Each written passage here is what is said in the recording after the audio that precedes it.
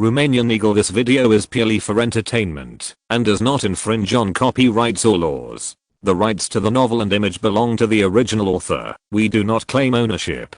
Don't like waiting and want to listen to this fanfic in full now? Subscribe to our Patreon, where you'll find the best fanfics. Chapter 601 Marches to Sofia. 2. In the face of Romania's stubborn attitude, Britain and France are also very troubled. First of all, military means are excluded by them, because it is impossible for Britain and France to fight for Bulgaria at present. Not only is the government unable to pass it, but the people also do not agree. It has only been so long since the tragic World War I, and no one wants to face the threat of war. And for the people of the two countries, Bulgaria is the backcountry that deserves its own country's life for it. Since military means are excluded, economic means are equally ineffective. Because Romania's export direction is not in Britain and France, economic means are not suitable. And they are also worried that the overreaction will have a bad effect and make Romania hostile to them. After all, Romania is on the front line of the fight against the Soviet Union, so it would be uneconomical for Romania to reconcile with the Soviet Union. So they have only one option left, and that is to support the opposition Bulgarian parties in order to expand its momentum and compete with Romania's ambitions. So within a few days, a large amount of political donations went into the accounts of the Bulgarian party that was still opposed to Edel as king. In addition, a large number of materials in Greece and Yugoslavia also landed, and these materials will be shipped to Bulgaria through the two countries, and the two countries are happy to see it. No one wants to see Romania expand its influence in the region. In particular, the two countries occupy a lot of former Bulgarian territory, and they are even more worried about this. However, due to Romania's strong strength, the two countries did not dare to do anything about it. But it's still okay to turn a blind eye to the goods passing through Britain and France. The Romanian intelligence services also know a little about the small tactics of Britain and France, but Romania still makes its own deployment step by step. The guards protecting Edel from entering Bulgaria are in intensive training. As the captain of the guard is the former Bulgarian General Julnov. This general, who fought in the First World War, is still somewhat famous in Bulgaria. This time as the captain of the guard is also an act of political speculation. However, although General Zernov served as the captain of the guard, the actual work was done by the vice captain Venikov. The vice captain of Venikov, who originally served as the head of the regiment in Romania, was selected as the actual commander because of his Bulgarian identity. Also a sign of his ability and loyalty, the Venikov was more of a Romanian than a Romanian in the army. Not only in words and deeds, but also in thought as a standard radical patriot. And this time it was a big surprise for Venikov to be selected by Ferit to do the reorganization work. As long as there is a good performance in this operation, then the position of a division commander in the future will definitely not run away. Then he will become the spokesperson of the Bulgarian nationality in the army, and even have the opportunity to become one of the top military leaders in the future. So Venikov worked very hard during this time, and sometimes he was busy working all night at night. Completely looks like a desperate Saburo. And his performance soon earned him praise, for which Edel even received the Venikov and Varna. Hello, Captain Venikov. My safety will be left to you. Edel's words made the vice captain feel frightened, only to see him answer with a cautious expression. Please rest assured, Your Majesty, I will swear to protect His Majesty's safety to the death. Looking at the serious Venikov, Edel knew this one's determination. So a pat on the shoulder for encouragement. That's right, Edel has now come to Varna. Varna was the starting point as he was about to enter Bulgaria. Of course, he didn't do nothing after coming here. It was an inevitable choice to express his condolences and love to the naval officers and soldiers, and to care about the sufferings of the Bulgarian people. And, in order to pave the way for himself, Edel also made a statement in Varna that he would consider returning the Bulgarian-dominated South Budaroga and other places to Bulgaria. Of course, there needs to be a premise here, that is, Edel is on the Bulgarian throne. In fact, Edel also has some thoughts on returning the original Bulgarian homeland that he had captured to Bulgaria.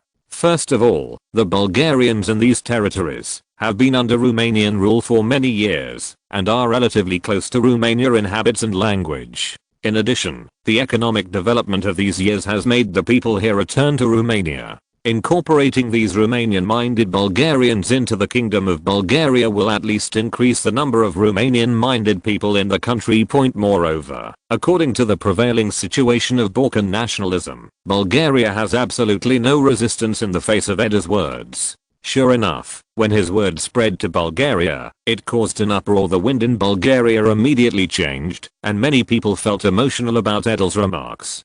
To whom the throne is not given, why can't it be exchanged for the return of the territory? And the chairman of the Social Democratic Party, currently the #1 advocate of Edel's bailout, Kirstev, said it openly. This is one of the benefits of having Edel as the king of Bulgaria. In the future, under the leadership of King Edel, Bulgaria will surely regain more of its homeland. And he also named those who opposed Edel as king, saying that they only saw a wise monarch in Bulgaria for their own sake. In fact, the biggest influence on Edel's remarks is the military, as the military's political group, the Military Alliance and the Energy Conservation Group, which had not made a statement before, also loosened their attitudes after Edel announced that he would return South Budaroga and other places to Bulgaria. At least the reluctance to engage with other parties is changing, and they now acquiesce to the promotion of political ideas around the Social Democratic barracks. This also means that the Bulgarian military no longer has any objection to Edel being the king. And this is great news for Edel, who is about to set off for Sofia. As long as the army does not oppose it, and the Social Democratic Party acts as an internal support, then this march into Sofia will not be a problem. In fact, the operation of entering Sofia was not too difficult. It's just that Edel considered that, if there was a conflict on the road, there would be resistance to Bulgaria's integration into Romania. Especially when the pace of World War II is approaching, it is even more necessary to speed up the pace of integration, and Bulgaria and Romania are not originally a nation, and it is unrealistic to use the German-Austrian merger. The co-monarch can only be used as a bond, but in the future, when the situation in Bulgaria is stabilized, the split will be inevitable. When the time comes, the brave Bulgarian mountain people who are tied to Romanian chariots will fight for the common cause. Chapter 602 Marches to Sofia. 3. Another party involved in the chaotic situation in Bulgaria is Boris III. The Bulgarian monarch, bald, emaciated, slightly hunched and fond of driving trains, certainly does not turn a blind eye to the current situation. To this end, he also deliberately gave funds to other parties opposed to Edel's entry into Romania, to help them expand their momentum. After all, no one is willing to give up their crown, especially after Edel's public statement that he would return South Budaroga and other places to the kingdom, caused a great uproar in Bulgaria. Boris III was even more stressed, for which he also sent a telegram to his father in Germany, the former King Ferdinand I, to describe his plight. In the telegram, Boris III wrote, "Father, I'm very worried about the current situation in Bulgaria. I wonder if you can give me a hint, if you are not disturbed by the situation." And Ferdinand I called back his son, Boris, "I also see the current situation in Bulgaria. But the parties that support and oppose believe that you are also doing it, in addition to seeking help from other countries. Bulgaria alone can't resist the ambitions of that Hohenzollern family. I hope God can bless you through this difficult time. Also remind your dear son, if the other party is about to arrive in Sofia, you need to consider the issue of retreat." The former Bulgarian king is very clear from the situation. The key now is whether Edel can reach Sofia. If he arrives in Sofia, it is better for his son Boris III to leave the kingdom. Turnaround point. So Boris III immediately sent his confidants to discuss with other political parties and block Edel on Sofia's way. And this confidant was called by him immediately after the discussion to understand the situation. What did Chairman Beliboyev say? The People's Party Chairman Beliboyev is currently the main opposition force in Bulgaria against Edel becoming the king, so Boris III needs to understand his attitude first. Chairman Beliboyev promised to instigate the army to oppose the entry of Edel. In addition, he had reservations about the current attitude of the military. In addition, he also promised to organize personnel to intercept along the road. However, He did not agree to the armed personnel, said he didn't want to see Bulgaria plunged into civil war. The confidant captain of the bodyguard, Paul Lurkov, reported to his monarch about the results of the negotiation. Hearing the words of his confidant, the honest Boris III felt a burst of anger. What did he think? I wonder if the so-called guards have 30,000 people. This is an invasion of the kingdom. He, the leader of the People's Party, is so weak in the face of the invasion. Seeing his monarch lose his temper for this, Lurkov can only explain. Probably because those people are Bulgarians. Facing the words of his chief guard, Boris III failed to continue. In fact, the captain of the bodyguard did not say a word. That is, Boris III has not been sticking to his rights in recent years, which has made other political parties pay less attention to his monarch. As a result of the current situation, his own monarch also has a great responsibility.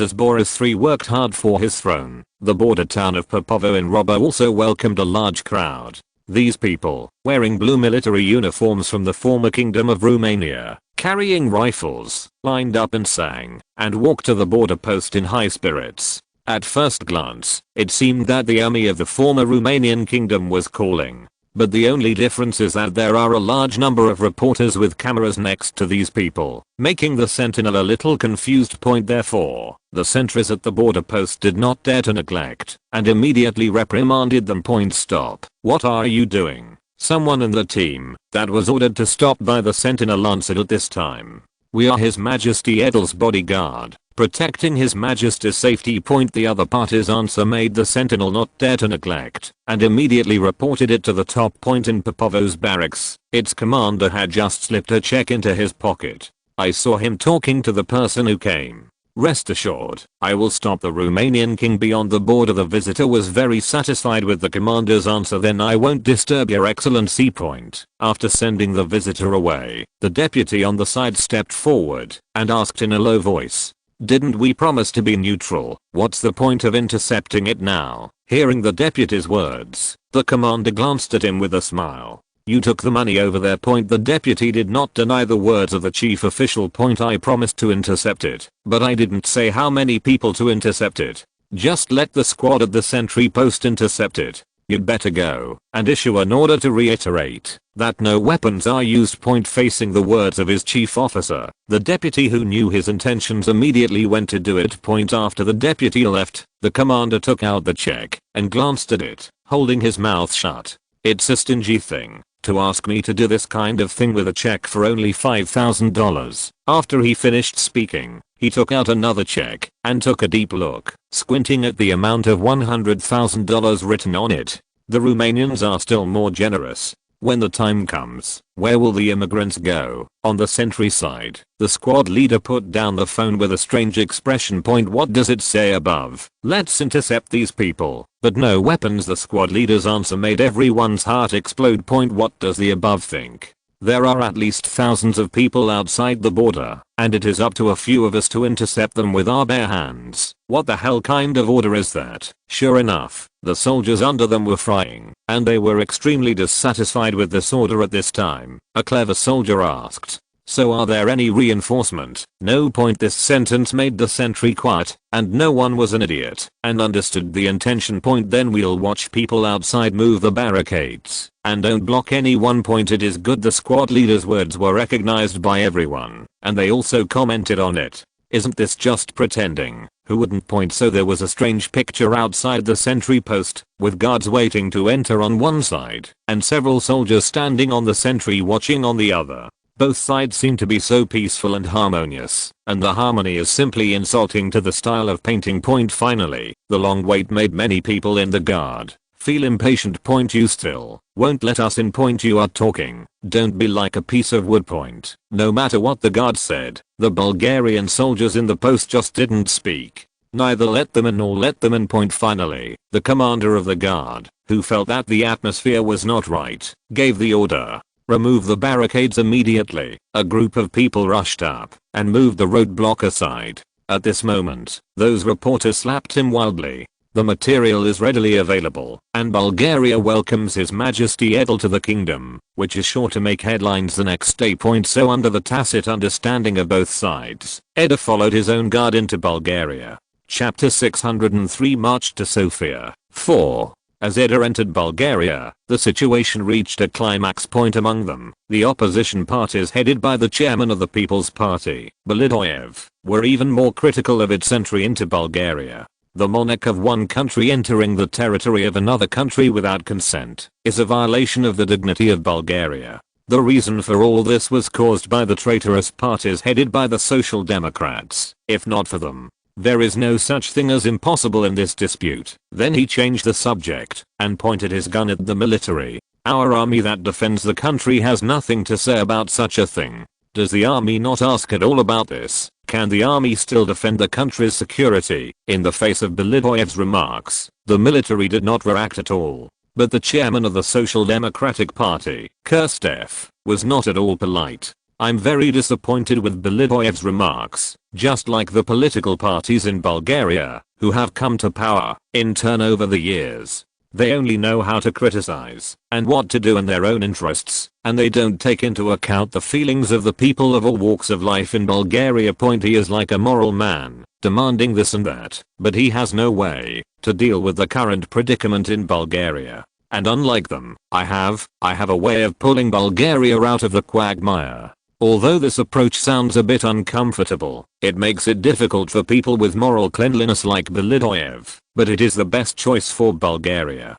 Then I'm willing to work hard for this and do my best to make Bulgarian people live a good life. The scolding battle between the two sides still did not stop Edel from advancing. After entering Bulgaria, he headed towards Previn via Veliko Tarnovo. During his stay in Veliko Tarnovo, Edel also met with many local celebrities and politicians, as well as many workers and peasants, and Edel also understands very well that being in Veliko Tarnovo is the first step in opening up his reputation in Bulgaria, so he smiles to everyone he meets and asks him some topics that the visitors care about. For example, whether the grain harvest in your family is high this year, and whether there is any difficulty at home. Whether the business is good or not this year is mainly due to those aspects that make it difficult for you to do it. These topics not only brought Edel closer to these people, but also gave him a more intuitive feeling about Bulgaria. After all, the data and reports are just cold words, and there is no one who can understand them more thoroughly. Of course, for the parties that opposed Edel's entry into Bulgaria, every step he took towards Sofia was a torment for them. So in order to stop its pace, Natural, who uses some other means on the road from Veliko Tarnovo to Pleven, a group of people is opposing Edel's entry into the Bulgarian flag, busy setting up roadblocks. The leader of the operation this time is Topkov, the head of the People's Party there, who is directing everyone to set up roadblocks. Move that barricade to the road. The others are ready to cut the road. We can't let the Romanian king pass at this moment. A young man who was arranged by him to investigate the situation hurried over, sweating profusely. Topkov looked at the young man who ran towards him and asked, "What's wrong, Graflin?" I saw the young man named Jefflin shouted to him from a distance. "They're almost there." This sentence made Topkov's heart skip a beat when he heard it, and he hurried up to meet him. "How many people came, and where did they go?" "We've already arrived at Wall Village, which is less than 5 kilometers away from our side. They came by car. I saw a long convoy that couldn't see the end, and it was estimated that there were at least 3,000 people. How come so quickly?" After Topkov heard Jefflin's remarks, he couldn't help but complain. There is no way in the north that the Bulgarian People's Party has fewer members than the Social Democrats, and fewer are willing to do things. This interception operation was started after receiving support, but reinforcement from the south have not yet arrived, and they can now rely on themselves. What should we do? Can't we stop it? The inquiries from others around him made Topkov feel overwhelmed. Looking at more than 1,000 people in front of him, he gritted his teeth and said, "Stop. Get everyone ready, but don't use weapons. We use fists." Since Topkov said he was going to stop it, he didn't say that everyone mustered up the courage to prepare. Without letting them wait any longer, the team quickly appeared in front of everyone. The long motorcade was filled with slogans welcoming Edel to Bulgaria. The team saw the obstacles on the road and the menacing Topkov and his party ahead, and they didn't know what they wanted to do. After the convoy stopped, those who supported Edel got out of the car. The person in charge of the team couldn't help laughing when he saw this posture. Topkov, you want to stop us too, isn't it too childish? The person in charge of the team seemed to know this. Topkov. Folks, it's not like our people's party won't bow down to you Romanian lackeys, even bringing wolves into the house. In the face of Topkov calling himself a lackey, Fawkes was not angry at all. It's better than making the people suffer. If you don't have the ability, you know how to accuse this, and that all the time. If you can't solve the problem by yourself, you still want to talk about others. I think your people's party is just that lip-smacking. Topkov was very annoyed by Falk's words, and he waved his hand without saying much. Take these Romanian lackeys in the face of these people from the People's Party, who came to him. Folks showed disdain and roared. Drive these stubborn people away. The battle between the two sides started immediately. Representing two teams of different ideas but also Bulgarians and a Malay began. You come and go between the two sides, but it is generally the Social Democrats with yellow armbands that have the upper hand. After all, if more than 3,000 people beat more than 1,000 people, is there an advantage? In fact, the fight with fists like this has not stopped since Edel entered Bulgaria. Because his arrival made the situation even more intensified. But did it matter to him? As long as Edel can get hold of Bulgaria, nothing matters. So fights like this are bound to continue until Edel takes full control of Bulgaria. So for these fighters, they scuffled together for their own ideals, and it seemed so, and the final result, like the current situation in Bulgaria, ended in a victory for the Social Democrats. As for Edel, he also successfully entered Pleven under the protection of the guards. Chapter 604 Boris abdicates. After the political chaos in Bulgaria reached its peak with the entry of Edel, the country's media will naturally not pay attention to it. In addition to excluding newspapers and radio stations that are affected by both sides, the coverage of its neutral media is very interesting. For example, the Sofia Commercial newspaper, which has a good influence in Bulgaria, reported on Edel's whereabouts. Romanian kleptocrats entered Bulgaria. The King of Romania has arrived in Veliko Tarnovo. Romanian Edel arrives in Pleven. King Edel has arrived in Faraza. His Majesty Edel is coming to Sofia, the capital, and the government officials who stayed behind have sent people to receive them. From the change of attitude in the newspapers, we can see the current change in the minds of Bulgarians. As Edel got closer and closer to Sofia, the attitudes of many neutral people also changed. Among them, the most uncomfortable is Boris III. As a king, no one wants to see a convict arrive in his capital. But now the Bulgarian people have clearly forgotten themselves and ran to meet the new king. There is absolutely no respect to be given to the real king, as if everyone does not remember themselves. In fact, the situation is even worse than this. What did Chairman Belyayev say? Boris III didn't wait for the captain of the bodyguard, Paul Lurkov, who hurried back to speak and asked with a look of hope.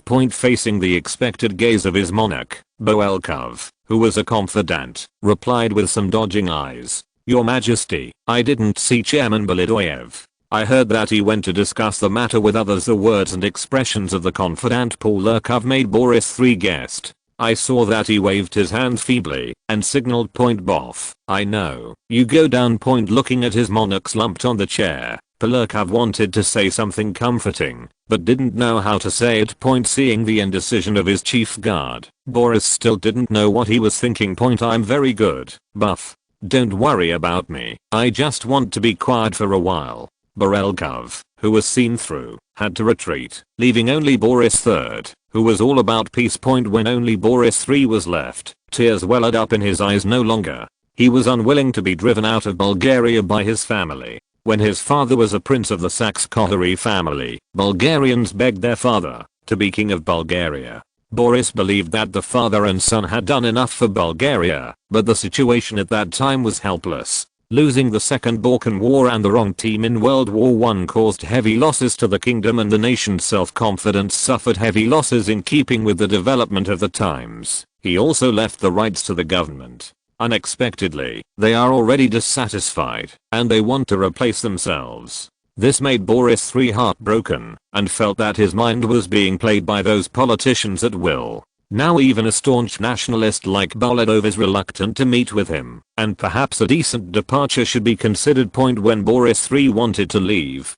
His younger brother Prince Kirill and his wife Jonah also found the captain of the bodyguard Paul Lurkov outside the door. You said my husband was inside alone. Yes, Queen. The king wants to be alone and doesn't want to be disturbed. In the face of Princess Jonah's inquiry, the captain of the bodyguard, Paul Lurkov, told the truth. Princess Jonah is the third daughter of King Vittorio Emanuele III of Italy and his wife Elena, Princess of Montenegro, who wed in 1930. Faced with this situation now, Queen Jonah is also very worried about it. Later, she found her husband's younger brother, Prince Kirill, to discuss with him the issue of the family's survival in Bulgaria. The Prince Kirill is naturally not satisfied with the current situation, so the two plan to discuss with Boris again. And now hearing the words of the captain of the bodyguard Paul Lurkov, the two feel that Boris has the mind to give up on the current situation and naturally needs to dispel his thoughts. This can't be done. Edel from Romania is coming to Sofia now. We have to see my brother as a prince. Kirill's attitude is much more determined than his brother Boris.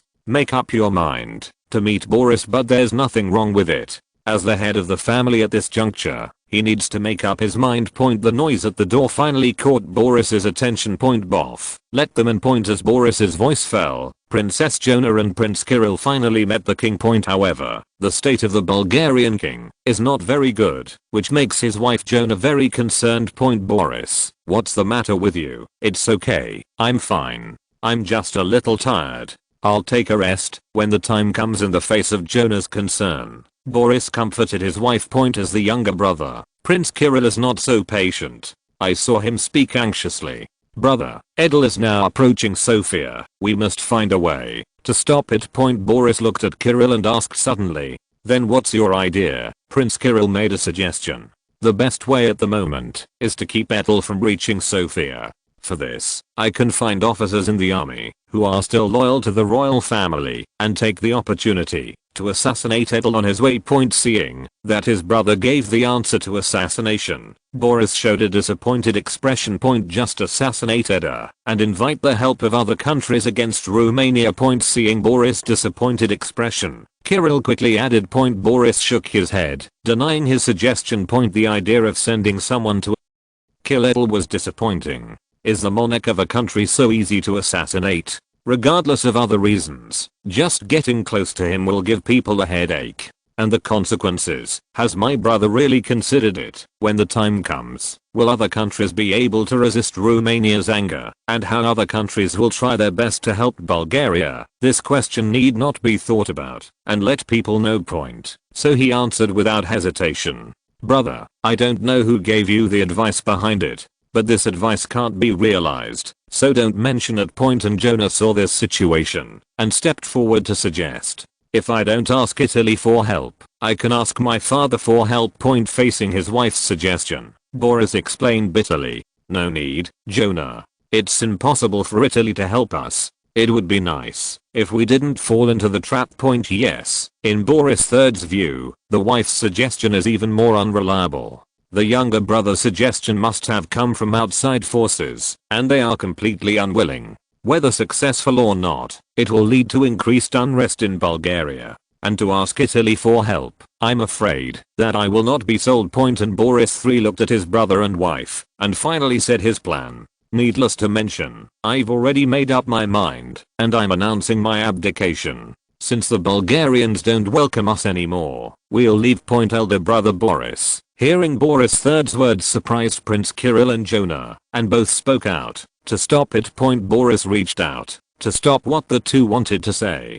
Don't say it, I have already considered this idea. This is the best choice for our family. Since it is driven away by others, let's take the initiative and let the family retain the last trace of dignity. Chapter 605 Untitled. The announcement of Boris' abdication dropped a bombshell in chaotic Bulgaria. It also announced that this Bulgarian forking chaos ended with Edel's victory. In fact, when Edel approached Sofia, many smart people had already seen the outcome of the situation. Otherwise, there would not be so many people rushing to meet Edel in Rola, not far from Sofia. And Edel, who had been wandering in Rola for a long time, naturally received the news. After Edel saw the news in the newspaper, he couldn't help but tell the captain of the guard beside him. It seems that Boris is a smart man. Knowing that the thrower concedes defeat, this also helps us solve a problem. In fact, Edel, who was waiting in Rola, was waiting for the news of Boris' abdication, in addition to meeting those visiting Bulgarian dignitaries and politicians.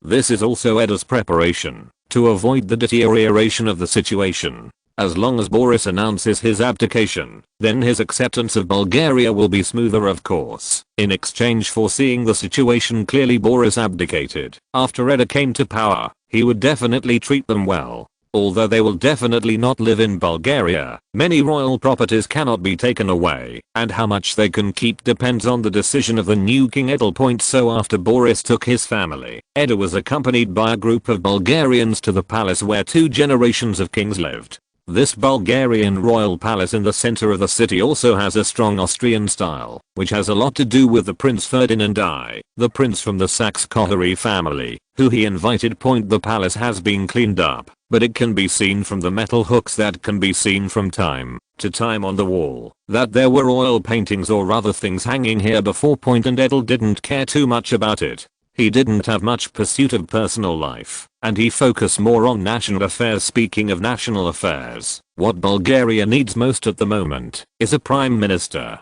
and the only candidate at present can only be the chairman of the Social Democratic Party, Kirstev. Whatever Edel's grievances might be with Mr. Kirstev for letting the 2 monarchs turn the baton with him, for now he needs to lean on each other.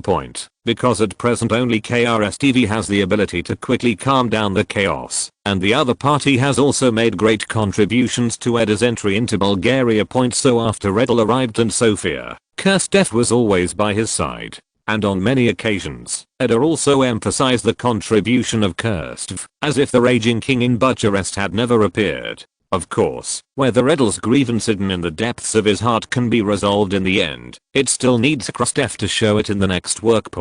But now the 2 people who are righteous and monarch and ministers had a whispered exchange in the palace. Kirstev, do you have any good advice for the opposition? Edel asked about the opposition as soon as he came up. Now Edel has entered Sofia, under the circumstances that the overall situation has been determined. There are still voices against Edel's rule, some of them out of the Bulgarian throne, being occupied by the Romanian king, some out of Bulgarian pride, and others with other purposes. These people still have the support of 31% of Bulgarians. Therefore, Edel is naturally worried about this. Faced with his default prime minister candidate, he naturally hopes to hear his opinions. After all, Kirstev has been involved in politics in Bulgaria for so long, and he knows these people very well. After hearing Edel's question, Kirstev knew that his test was coming. This was the first question the king gave himself, but fortunately he was well prepared. Your Majesty, in my opinion, it is very simple to solve this quickly. First of all, we need to make everyone feel the different atmosphere after His Majesty came to power, not only politically but also economically. The domestic political chaos is not only because of, in addition to the loss of territory brought about by the First World War, it was more economically sustained by other countries after finally repaying the foreign debt. The arrival of the economic crisis made people lose hope. First we need to give them hope, so I propose Bulgaria to issue bonds in Romania. Use the money to do massive infrastructure like Romania, so everyone can have a job. Second, we should. These measures are the best solution to the current political chaos. Of course, we cannot rule out that there are still other stubborn elements. For these people, we need to start from 2 aspects. The first is to check the source of their party funds. There is external interference. Secondly, we must investigate whether these people have violated the law and discipline, and we need to maintain the dignity of the law. In Kirstev's remarks, it is obvious that he is ready to be gentle with these people first, and then use means if they can't. Obviously, how can political activities be a spotless white lotus? There must be a lot of unsightly activities. KRSTFF has an innate advantage over the government in his hands. If he uses the power of the government to conduct a thorough investigation, he can't find anything. Of course, the consequences of doing so are very serious, because after you step down, others will do the same to you. But Kirstev doesn't care, because there is no chance that other parties will come to power next. As long as a social democracy clings to the king's lap and doesn't make Bulgaria a lot of grievances, no one will be able to turn the tables. And he not only explained the rectification of the political situation, but also carried out a comprehensive transformation of Bulgaria's economy, politics, transportation, people's livelihood, education and other aspects. Of course, Kirstev does not intend to reach the situation in Romania in one step, at least to let the people see the changes the government has made to this end point. Of course, the aid from Romania is its indispensable support. If you think about it, you also know that if Bulgaria wants to issue bonds in Romania without Romania's bottom line, how can the issue be successful? And within the Social Democratic Party, many people are opposed to this. Because the reason is very simple: eating people is soft and short-handed. The more Romania gives, the more Bulgaria will need to reciprocate from him. For example, the elimination of tariffs between the two countries, the jurisdiction of the border, and even the possibility of other requirements, such as adding Bulgarian education to Romanian language learning. There were even demands on Bulgaria in public opinion. Although the two countries are currently one monarch, as long as the Kingdom of Bulgaria exists, then for Romania, it is the goal of incorporating it into its own system. However, Kirstev did not pay much attention to this, because he knew that his entanglement and resistance would lead to dissatisfaction from Romania. In order to help the Bulgarian people in Macedonia return to this big family, at least get second-class status. Of course, it would be better if they could get equal status with the Romanian because KRSTF found that, although Romania pays attention to ethnic equality, in reality, various ethnic groups have different status. Of course, the Romanian people are the best, followed by the Germans, Ukrainians, Bulgarians, followed by other ethnic groups, and the worst is Hungary clan. Of course, these are invisible benefits. For example, in areas with the majority of Romanian ethnic groups, the allocation of resources such as education, medical care, and transportation is the best, followed by other ethnic groups. The goal of Kirstev was to improve the status of the Bulgarians among the various ethnic groups. Let the Bulgarians have a higher voice in the future, and this needs to be integrated. If you resist fusion, no one wants to give it status. Edel was still quite satisfied with Kirstev's remarks. The chairman of the Social Democrats knows what Edel needs, and that has the advantage of dealing with smart people who know what to do without you telling him. Chapter 606: The King Ascension to the Throne. Today's Bulgarian parliament is solemn and solemn. Members of Congress and celebrities from all over the world are dressed in full costumes and look at the ceremony going on in the center of the parliament with serious expressions. Edel, who was also dressed in Bulgarian attire, put his forehand on the Bible and looked at Tok Fowler, the speaker of the speaker, who was the main witness, Filikov, Patriarch of the Orthodox Church of Bulgaria, and Gorkuk, the interim prime minister of the Left Behind government. The three represented Bulgaria's political, religious, and legislative parties, and jointly witnessed Edel's oath. I, Edel Hohenzollern Sigma Ingen, am willing to be the king of Bulgaria. I hereby swear to bring stability to Bulgaria, to make the people feel stable and peaceful, so that everyone can. While Edel was taking the oath, the Prime Minister, Kirstev, was talking quietly to the people around him. Have you seen anyone from the People's Party? I haven't seen anyone from the BJP. Well, you continue to observe which people who were previously opposed to the political party are here today. After giving the instructions again, Kirstev watched the enthronement ceremony with a smile. This is the political party that the future prime minister has determined that he needs to deal with in the future. If he comes to participate, it means that he intends to bow his head and admit defeat. Then he will let the other party go after some punishment. If you don't come, it means that you are still a stubborn person, and then you need to show him the means of the prime minister. As for the People's Party that he specifically asked about, this is his chosen target, the target of killing chickens and setting an example. For too long Bulgaria has not had a prime minister who can hold it together, and Kirstev intends to challenge that goal. In the center of everyone's attention, after the oath was completed, the patriarch lifted the crown symbolizing kingship and put it on Edel's head. And all those present at this moment cheered for it. And Edel, who wore the crown symbolizing power, also waved to the people present. Cheers in the council culminated in the face of the new king's goodwill point. After waiting for the cheers to fall, Edel stood on the parliamentary podium and said affectionately, "Bulgaria is a great country and nation. Over the long years, the Bulgarian people have made unremitting efforts to unify. These efforts are visible to all." Edel's speech surprised many people, and some smart people have thought of what he is going to do through his speech. Sure enough, at the end of the speech, Edel said emotionally, "Here I declare that, in order to show its goodwill, the Kingdom of Romania has returned the South Budaroga and other places to the Kingdom of Bulgaria. May the friendship between the two countries last forever." Edel's words made many people feel ecstatic, and the cheers in the parliament reached their peak point. Although Edel said before, considering returning South Budaroga and other places to Bulgaria. However, there were not many people who believed it at the time, and they thought it was Edel's propaganda to reduce resistance. How can a country's territory be so easy to give away, and domestic objections alone can give many people a headache? Unexpectedly, just after he ascended the throne, Edel announced this good news, so that the Bulgarians who were worried that he would fulfill his promise were not ecstatic.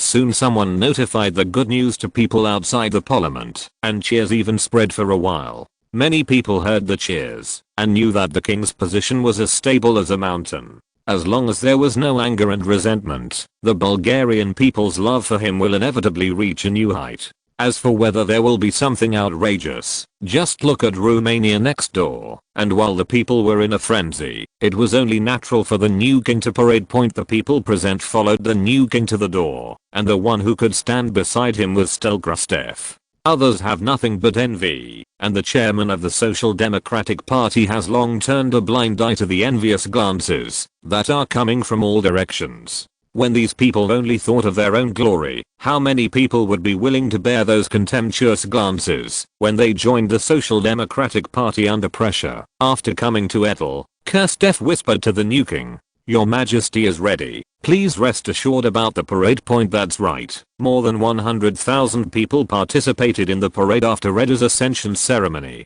How could this be possible without selection? What if there are troublemakers? What if someone wants to harm His Majesty? In addition to the Social Democrats, there were several others who supported Edel as the Bulgarian King's party. In addition, there are people from the Edel Guard scattered among them to ensure that no one is messing around. When Edel appeared in front of the waiting crowd in Parliament Square, the deafening cheers rushed towards Edel like a heat wave. "Your Majesty Edel." "Long live your Majesty."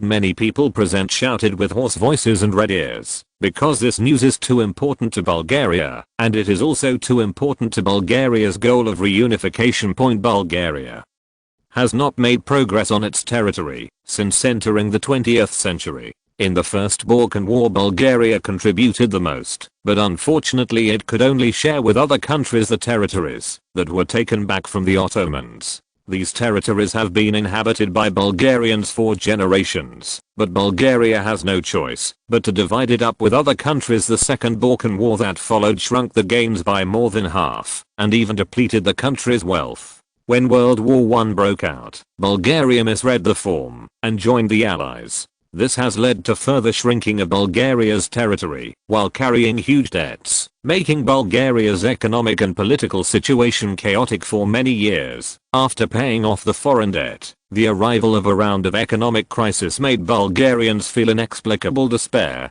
When will these hard times end? Is it because God doesn't like Bulgarians? Look at the Greeks next door, the Yugoslavs, how well these two former defeated generals are now living, and the national strength of the two countries has greatly improved after the First World War. As for neighbor Romania, let alone Romania, the two countries have developed from similar strengths to the 5th place in Europe, a proper status as a major power. Bulgaria is like an abandoned child, facing the scrutiny of other countries in the Balkans. How can it not be desperate? So in this desperate and helpless mood, why does the new king preached by Krstff look like a straw that represents the last hope? And the king from Romania announced the return of the occupied Bulgarian territory at the enthronement ceremony. This makes people feel that their sustenance is not in vain, and their choice is correct. For this reason, the hoarse voice is nothing, and hope is more important. They have reason to believe that in the future the Bulgarians will be more prosperous and prosperous under the leadership of His Majesty Edel. So in the anticipation of more than 100,000 people, Edel carried their sustenance and marched. Point of course, the happy time is always short, and then they will run about their personal lives. But in this regard, Edel also brought a heavy gift from Romania. I hope they like it. If you're listening to this novel on a channel other than Fanfic World, it means they downloaded and uploaded it without effort. We cordially invite you to visit our channel, Mundo Fanfic Novelos. There you'll find the original version of this story and you can explore many other novels of various genres. We're waiting for you to immerse yourself in a world of incredible novels. Chapter 607 Greetings from Britain and France. The news of Edel's appointment as King of Bulgaria quickly spread around the world. Unlike Bulgaria and Romania, who cheered, other European countries generally held a neutral and opposed attitude towards Edel's appointment as Bulgaria's king. Only Italy, which has close relations with Romania, expressed congratulations. Neutral countries are mainly small irrelevant countries, as well as Germany, which is struggling with its economy. The main opponents are the United Kingdom, France, the Soviet Union, Yugoslavia, Greece, Turkey and other countries, and even Poland, which has close economic ties, has some objections, and Poland's opposition is also mainly afraid that Romania will use its energy in the direction of the Balkans, not as hostile to the Soviet Union as before. Turkey, on the other hand, was afraid that the merger of Bulgaria and Romania would put itself under more pressure after Edel became the king of Bulgaria.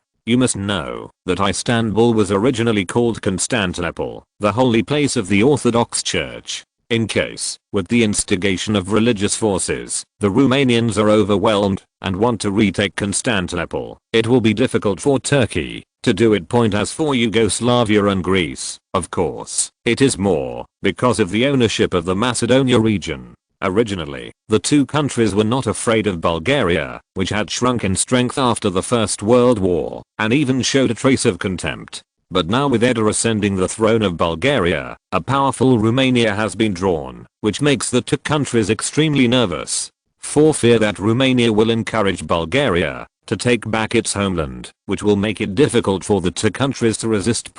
Because Romania is already the de facto leader in the Balkans, but the two countries have better relations with Britain and France, and have more interests, so they can't switch sides. As for the opposition of the Soviet Union, they were a little helpless. They were both happy and surprised that Edel was the king of Bulgaria. Because with Edel taking over as king of Bulgaria, it means that Romania will gradually penetrate its energy into the Mediterranean, which can ease the pressure on the Soviet Union in Ukraine. You must know that the Kiev military region is currently the military region with the most troops stationed in the Soviet Union, and it is also the military region with the heaviest tasks. Its main purpose is to watch over Romania, the most stubborn anti-Soviet element. As Romania's attention shifts, it will inevitably make the western border of the Soviet Union more secure, and it will also reduce the pressure on the Soviet Union and better serve its second five-year plan. Surprisingly, the Balkans has always been a battleground for traditional Russia, for which Russia suffered a discolored fate in World War I. After the Soviet Union regained its strength, it also wanted to continue to invest in it for its own benefit. But with Bulgaria being turned into a country by Romania, not actually, but the Soviet Union thought it was a matter of time, then Romania had a head start in the region, which was still very bad for the Soviet Union. For this reason, the Red Star newspaper of the Soviet Union has repeatedly commented on this, sternly accusing Romania of destroying the peaceful environment in the region. Several military exercises have even been organized in Ukraine, each on a larger scale. But Romania was unmoved and made no sign of the Soviet Union's drastic reaction. The United Kingdom and France are much simpler.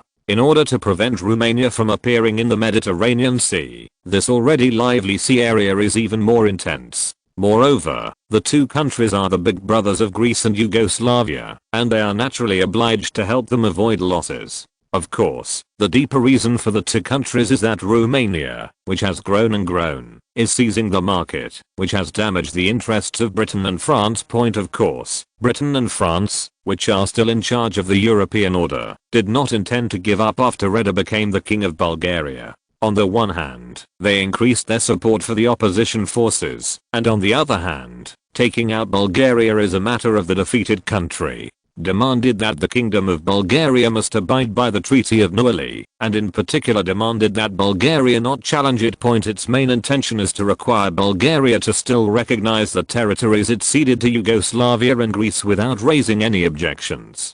In addition, the size of the 20,000 troops currently reserved by Bulgaria must not be expanded. In addition to reassuring Yugoslavia and Greece, the British and French demands also had the intention of creating trouble for Edel Point, because with Eda's entry into Bulgaria and the return of South Budaroga and other places to Bulgaria, the self-confidence of the Bulgarian people has been unprecedentedly improved. Some media have shouted slogans in the newspapers to let the Macedonian people return to Bulgaria.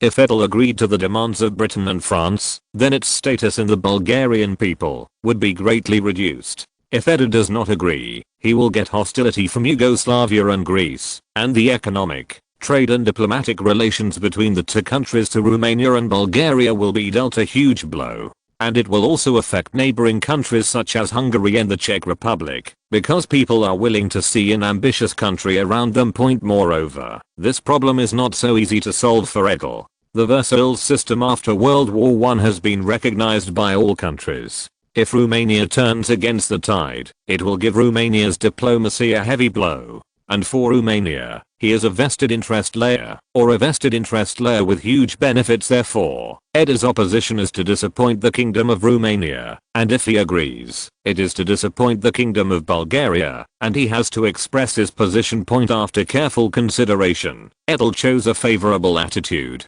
because he is very clear where his basic plate is, and in terms of strength, he must also give priority to the attitude of the Kingdom of Romania. Moreover, Bulgaria still needs to recover slowly in the country. Its internal affairs are uneven and its national strength is weak. It has not yet formed a whole with Romania, so it can challenge Britain and France. Moreover, he was very satisfied with the stipulation of the peace treaty, which limited the Bulgarian army to 20,000, and had no plans to amend it. Although the Bulgarian army expressed its neutrality in the chaos, and did not oppose Eda's entry, he was still dissatisfied with it. The Bulgarian military is too deeply involved in politics, which makes Eda very afraid of it. Looking at the chaotic situation in Bulgaria, the military has made several moves to exacerbate the chaos of the situation. And Eda has long had the idea of cleaning the Bulgarian army, especially the current Eda Guard is in an embarrassing situation in Bulgaria.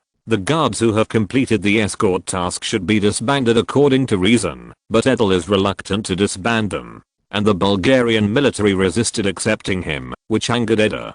He has become a king himself, and the Bulgarian military still seems to be a self-contained body. And this British and French coercion gave Edel an opportunity to promise to limit the number of troops, leaving the military speechless. The guard was then streamlined and incorporated into the newly created armed police force. These backbones are Bulgarian officers and soldiers in the Romanian army, just to make them work. Moreover, this armed force is a police officer. Even if it is equipped with a tank, it is a police officer who drives a tank. Britain and France have nothing to say.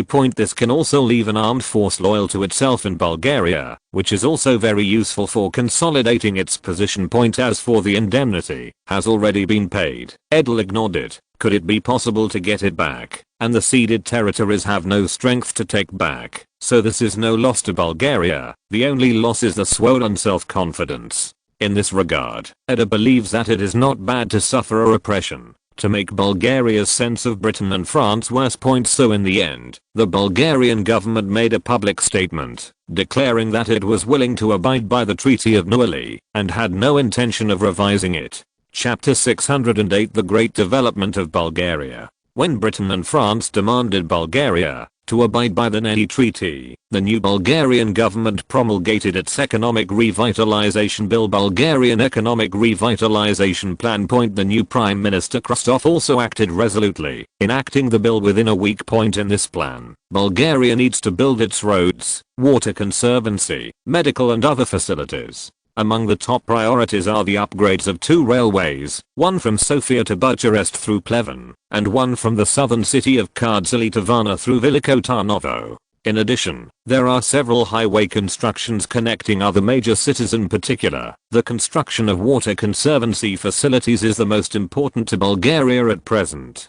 Because Bulgaria's industry is not strong, most of its population is in rural areas, and water conservancy facilities are the most urgent. Moreover, due to the impact of the economic crisis in Bulgaria, its fiscal revenue has been greatly reduced. The government appropriation seems powerless, and it is only up to the farmers to maintain it themselves. However, farmers' affordability is already poor, and the lack of government funds makes the maintenance of water conservancy facilities more difficult. According to the internal statistics of the Bulgarian government, in the past few years of the economic crisis, Bulgarian water conservancy facilities have decreased by 18%. And among the water conservancy facilities that have not lost, 31% of irrigation channels and irrigation stations lack maintenance. This has a fatal impact on agricultural production. Therefore, the planting area of wheat, rye, oats and other crops that need irrigation in Bulgaria in recent years is only 557,000 hectares, while before the economic crisis, 69.1 hectares decreased by 20%.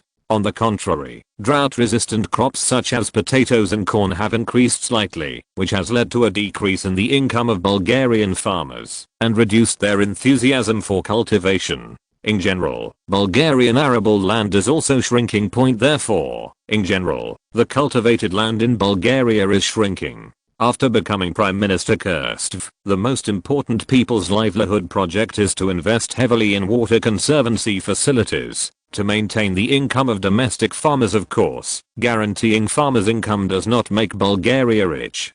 To make Bulgaria rich, it must rely on industry. And Kirstev already has a plan, that is, according to the actual situation in Bulgaria, to carry out further processing of the tobacco industry and rose oil. Bulgarian tobacco and rose oil are also very famous in the world. With its temperate continental climate and mountains, Bulgaria is perfect for both crops, so there's no reason Kirstev shouldn't make it bigger. It is not that no one thought about deep processing of these two specialties before, but they were both affected by insufficient funds. There is no way that Bulgaria has encountered several wars in succession before, and the poor in the treasury can starve to death of mice.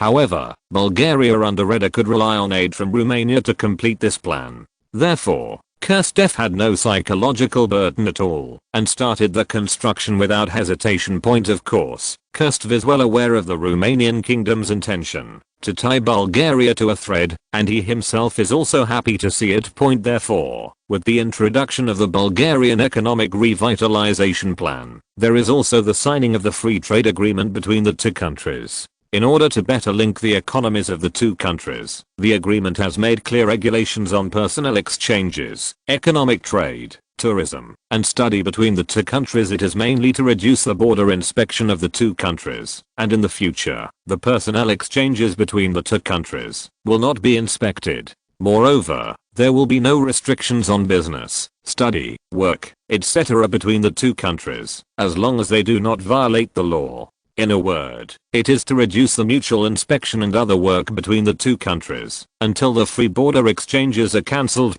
Moreover, in view of the differences in legal culture and other aspects between the two countries, the two kingdoms, both of which are currently under the same monarch, are also trying to reach a result that is satisfactory to both parties. But in general, Bulgaria is moving closer to Romania, and Romania has also made compromises on some Bulgarian customs. Its main purpose is to avoid the appearance of the Austro-Hungarian Empire. Two sets of governments are in charge of each other, which is mainly driven by Edel and the top leaders of the two countries. For the Austro-Hungarian Empire, which was broken into pieces, many far-sighted politicians could see that in the First World War, in addition to the lack of cohesion caused by too many ethnic groups, there was also a lack of coordination between the two governments. For example, on the issue of naval construction, the attitudes of the two kingdoms are completely opposite. And the same goes for the attitude towards Serbia. The two governments spent too much time and energy on wrangling, making them too slow to deal with things. Edel naturally does not turn a blind eye, and he has been dealing with this issue since he became king of Bulgaria. And there is another problem that plagues both governments. The naval base in Varna is Romania's main naval base and shipbuilding center. Varna's importance to the Romanian Navy is obvious. However, with Edel's ownership of the area to Bulgaria, the presence of the Navy here is extremely conspicuous. In fact, when Edel returned South Budaroga and other places to Bulgaria, he also considered the problem of the Navy. Of course, it is impossible for the Navy to move away, and Bulgaria's current relationship with Romania does not dare to make such a request. But hidden dangers are hidden dangers after all, and solutions must be found. One of the best ways is to merge the two kingdoms, so that everyone does not have to divide each other. However, this method cannot be used yet, not to mention the opinions between the people of the two countries. Even other countries do not want to see the merger of the two countries. Now is not 1938, when Germany and Austria merged into Europe, which was full of crisis. If Romania and Bulgaria merge now, Romania will inevitably be on the cusp of the storm, which is quite unfavorable to it. So this method is currently unavailable.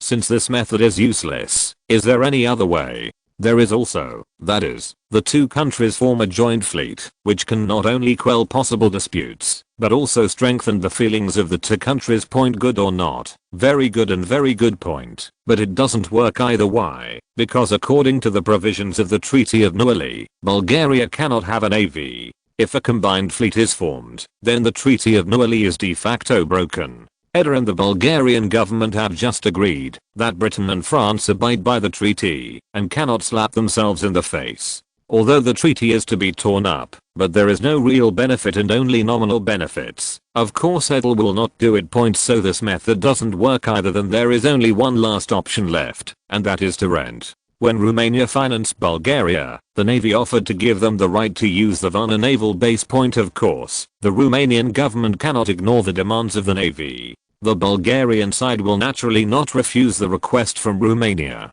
Regardless of the relationship between the two countries, and being under the same monarch, the strength of the two countries also needs to be considered.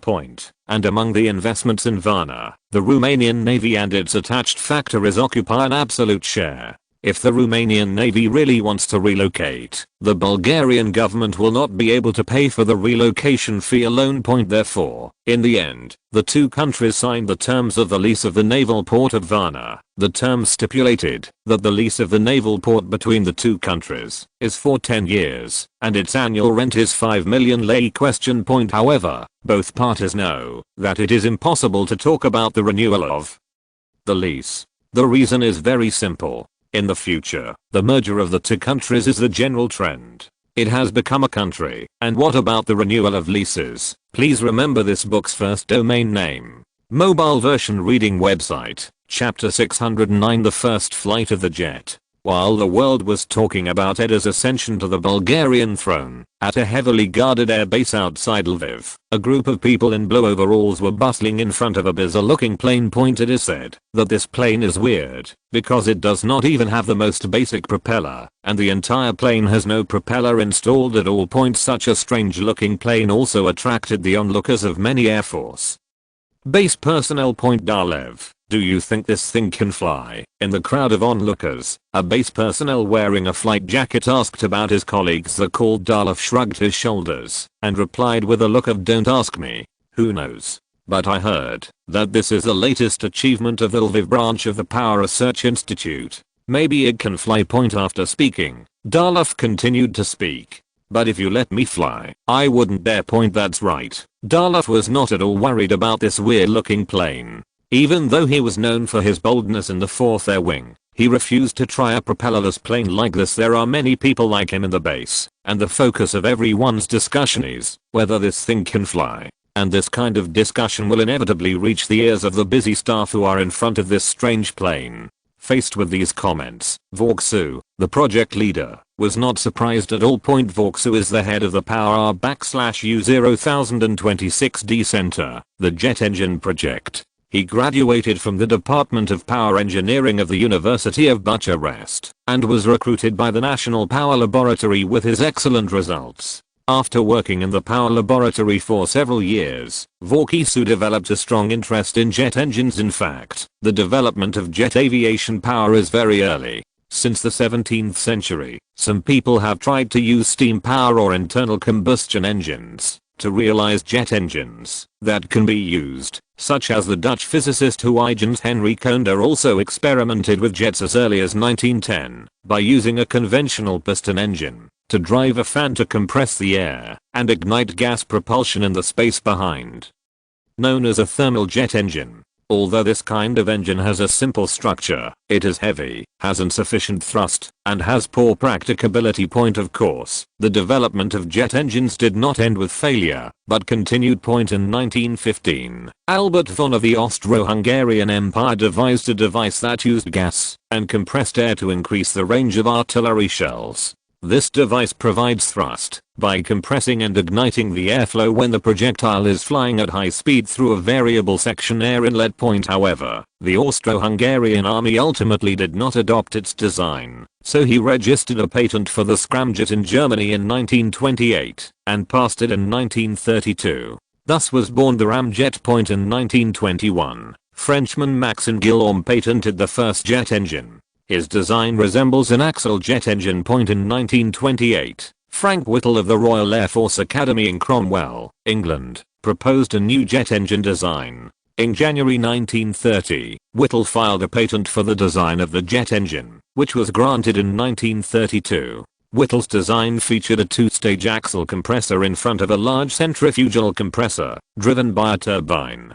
Whittle later removed the previous axial compressor and used a larger centrifugal compressor. Since jet engines continue to develop abroad as the main power research unit in Romania, it is impossible for the National Power Laboratory to turn a blind eye to it. Jet engines are also being developed at the National Power Laboratory under the auspices of old Dean Rudolf Diesel. It needs to be explained here that Rudolf Diesel has long stopped developing diesel engines. Already in his 70s, he has already made a name for himself with the widespread use of diesel engines. At present, his main disciples continue to develop this diesel engine. The development of jet engines. It was handed over to Vorkisu, who had the most research on jets in the power laboratory. And this Vorkisu lived up to expectations and finally successfully developed a new jet engine in cooperation with his German colleague Hans von Ohren, the result of Rhodes cooperation. During the ground test, the axial flow jet engine produced a thrust of 5 kN, which surprised the researchers of the two countries. This means that this jet engine has reached the standard of use. Since it has reached the practical standard, it is simply too uncomfortable not to fly.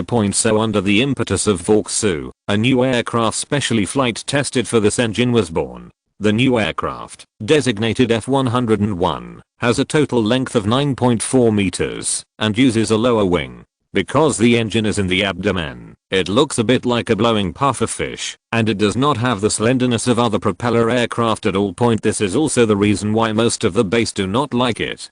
The appearance is really important for the aircraft. But this is not so important to Vorkisu and Hans von Ohren today. First of all, they have to make the plane fly. How's the inspection going? Vorkisu, who had sweaty palms, asked his staff. This is the last check before the flight. If the plane can't fly, I can't do it myself. You must know that the power laboratory is not only developing jet engines, but the traditional piston engine power laboratory is developing several models, such as a 900 horsepower star-shaped air-cooled engine, a 1200 horsepower straight-cylinder liquid-cooled engine, and a 1350 horsepower V-type liquid-cooled engine. It can be said that there are many kinds of aero engines even.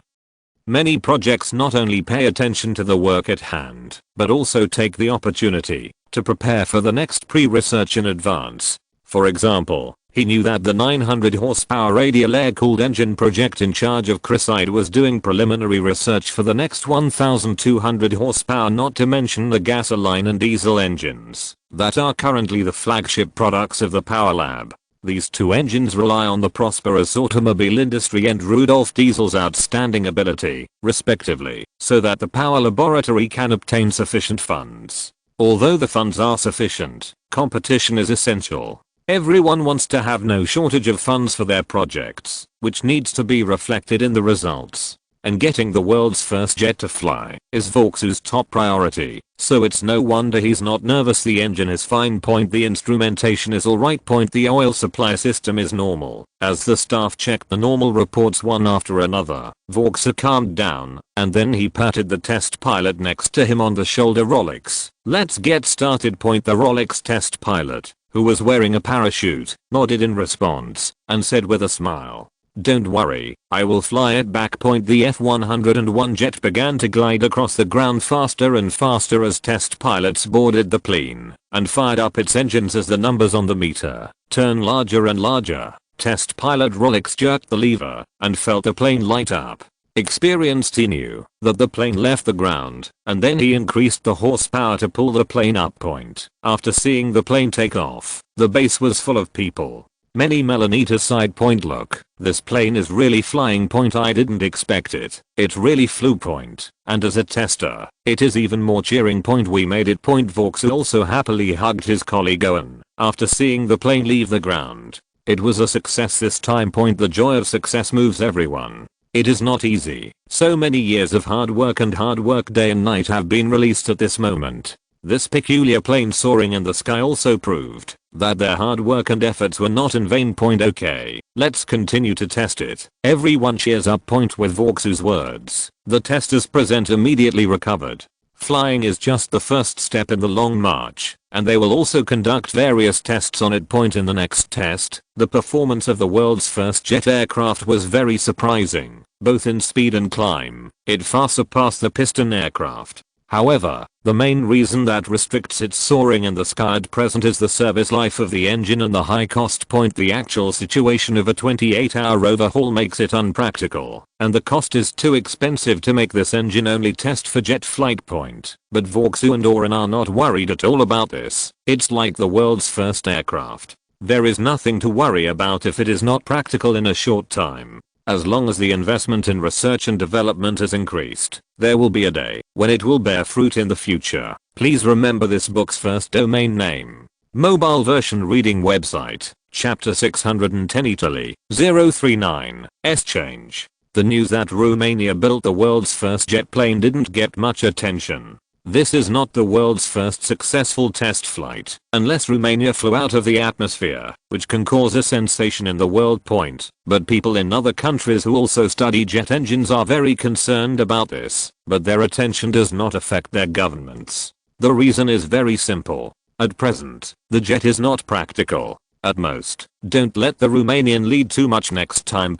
And when this report was placed on Edel's desk, the king, who also served as Bulgaria, dragged his tired body and looked at it seriously for a while and gave an instruction that he would continue his efforts and it would be over. There is no way that jets will not be available until the end of World War II, and this report is nothing more than a sign that Romania has made progress in developing jets. Moreover, Edel is too busy these days. He not only has to meet people from all walks of life in Bulgaria, but also to inspect the actual situation in various places in Bulgaria. I've been busy all day long, and my feet don't touch the ground at all. Even in a major event like Hindenburg's death, Edel just sent people to participate. In fact, after Hitler became chancellor, Edel knew that no one could stop Germany from rearming.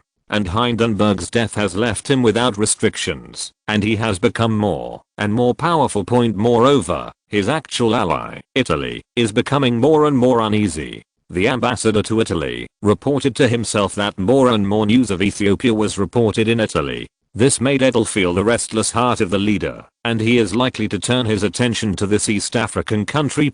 This may be a chain reaction of Edel becoming king of Bulgaria. Although the Italian government, which currently has access to Libya's oil resources, has had a much better life than in history, the impact of the economic crisis on its citizens has not subsided.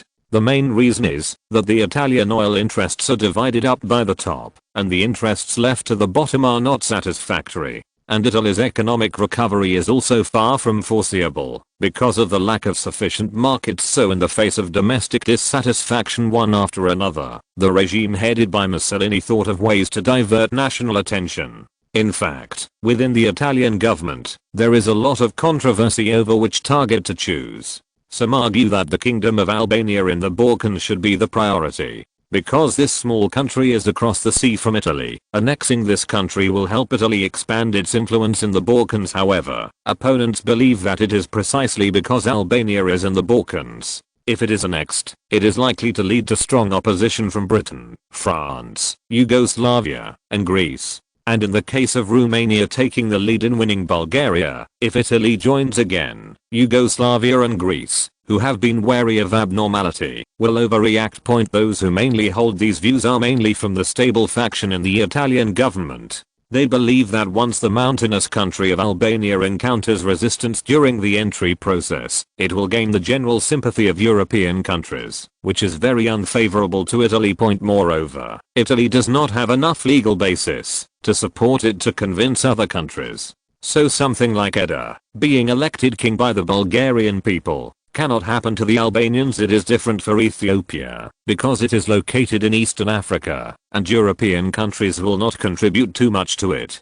And it is not the sphere of influence of Britain and France, nor will it touch the nerves of the two countries. Yes, Europe generally has little sense of the African continent at the moment. For dark skin, there is no idea of world harmony. The Italian government, after careful consideration, finally chose Ethiopia as the target to divert people's attention. Its location in Africa is one aspect, and it is also related to the fact that it can link the current Italian colony in East Africa, Eritrea and Italian Somalia. At present Italy's colonies in East Africa are mainly Eritrea and Somalia, but among them, Britain and France are divided into two parts that are not connected from the north.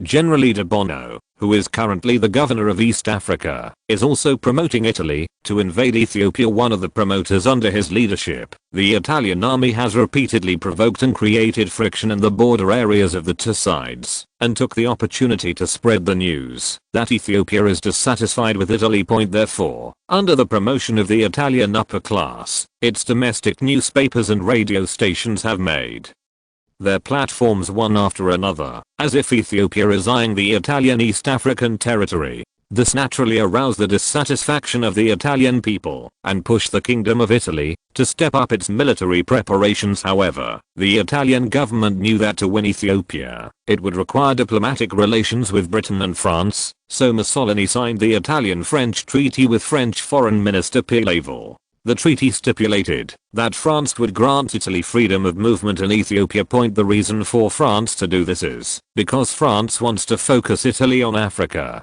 In Germany, with Hitler coming to power, and Romania doing things in the Balkans, the French believe that Italy will also be moved. So instead of waiting for Italy to cause unrest in Europe, it is better to vent its energy to the mountainous country of East Africa. Moreover, Ethiopia is full of mountains, which helps to increase Italy's consumption. And the Italian government was ecstatic when it got the assurances from France, believing that it had cleared a major hurdle. The UK, however, opposed the move, fearing that the Italian move could destabilize its rule in East Africa, Egypt and Sudan.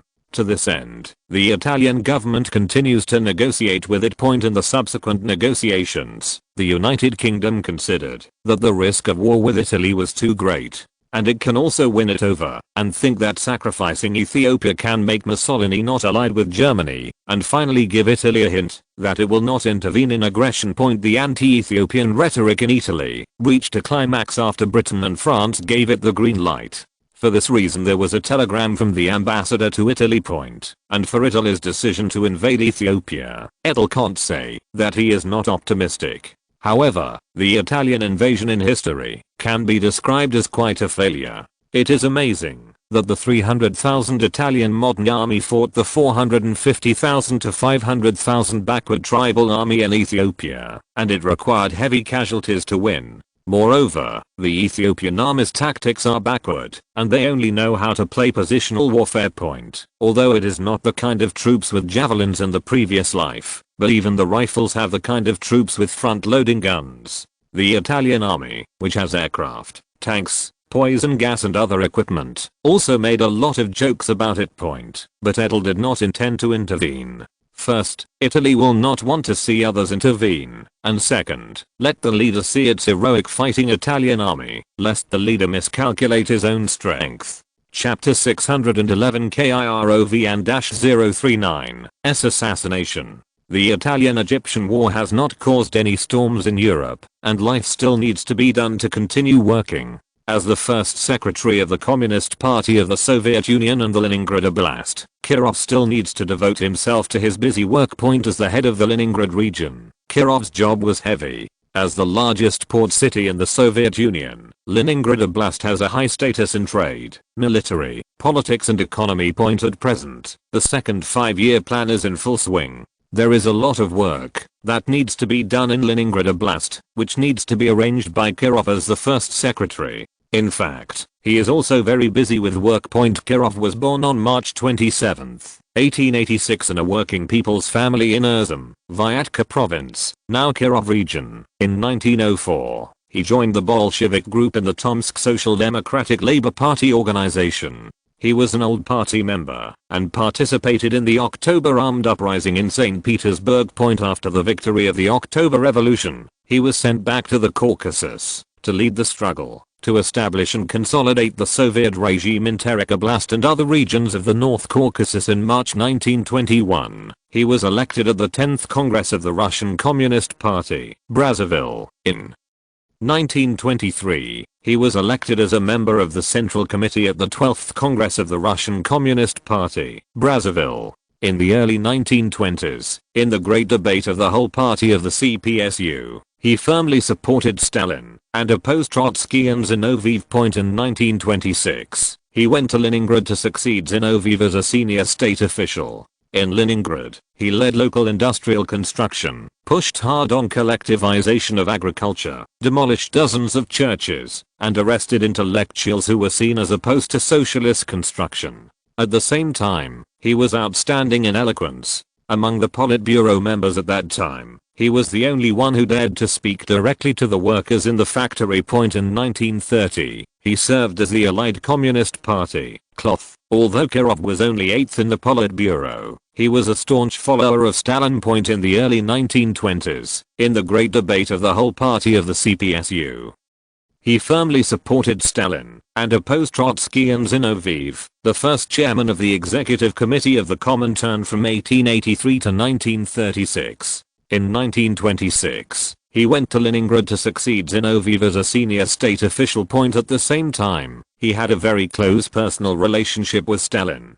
Stalin's guards once said in his memoirs that after a long chat, Stalin even gave Kirov his bed to sleep in, and he ran to the side to sleep on the sofa. Therefore, Kirov was Stalin's most valued subordinate and regarded him as his successor. On an ordinary day on December 1st, at 4:30 in the afternoon, Kirov walked to his office after finishing a meeting. Little did he know there was an uninvited guest in the state government, an unemployed party member hiding in a corner and staring at him. In 1904, Nikolaev was born into a working family in Petersburg. When he was very young, he lost his father, and his health was not very good.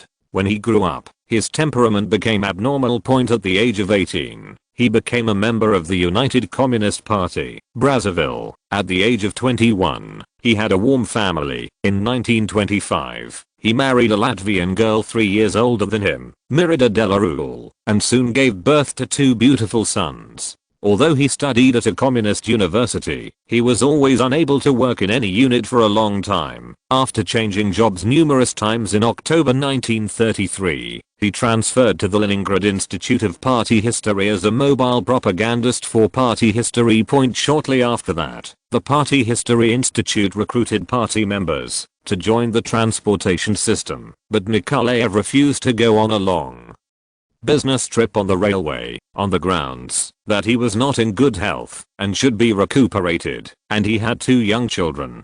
As a result, he was double opened. Not only was he expelled from the party, but he was also expelled from public office. Although Nikolaev's party membership was reinstated shortly after being expelled, and he received a suggestion to work in the factory, however, he was not willing to do physical work, who once carried a briefcase, and he began to frequently report to parties at all levels.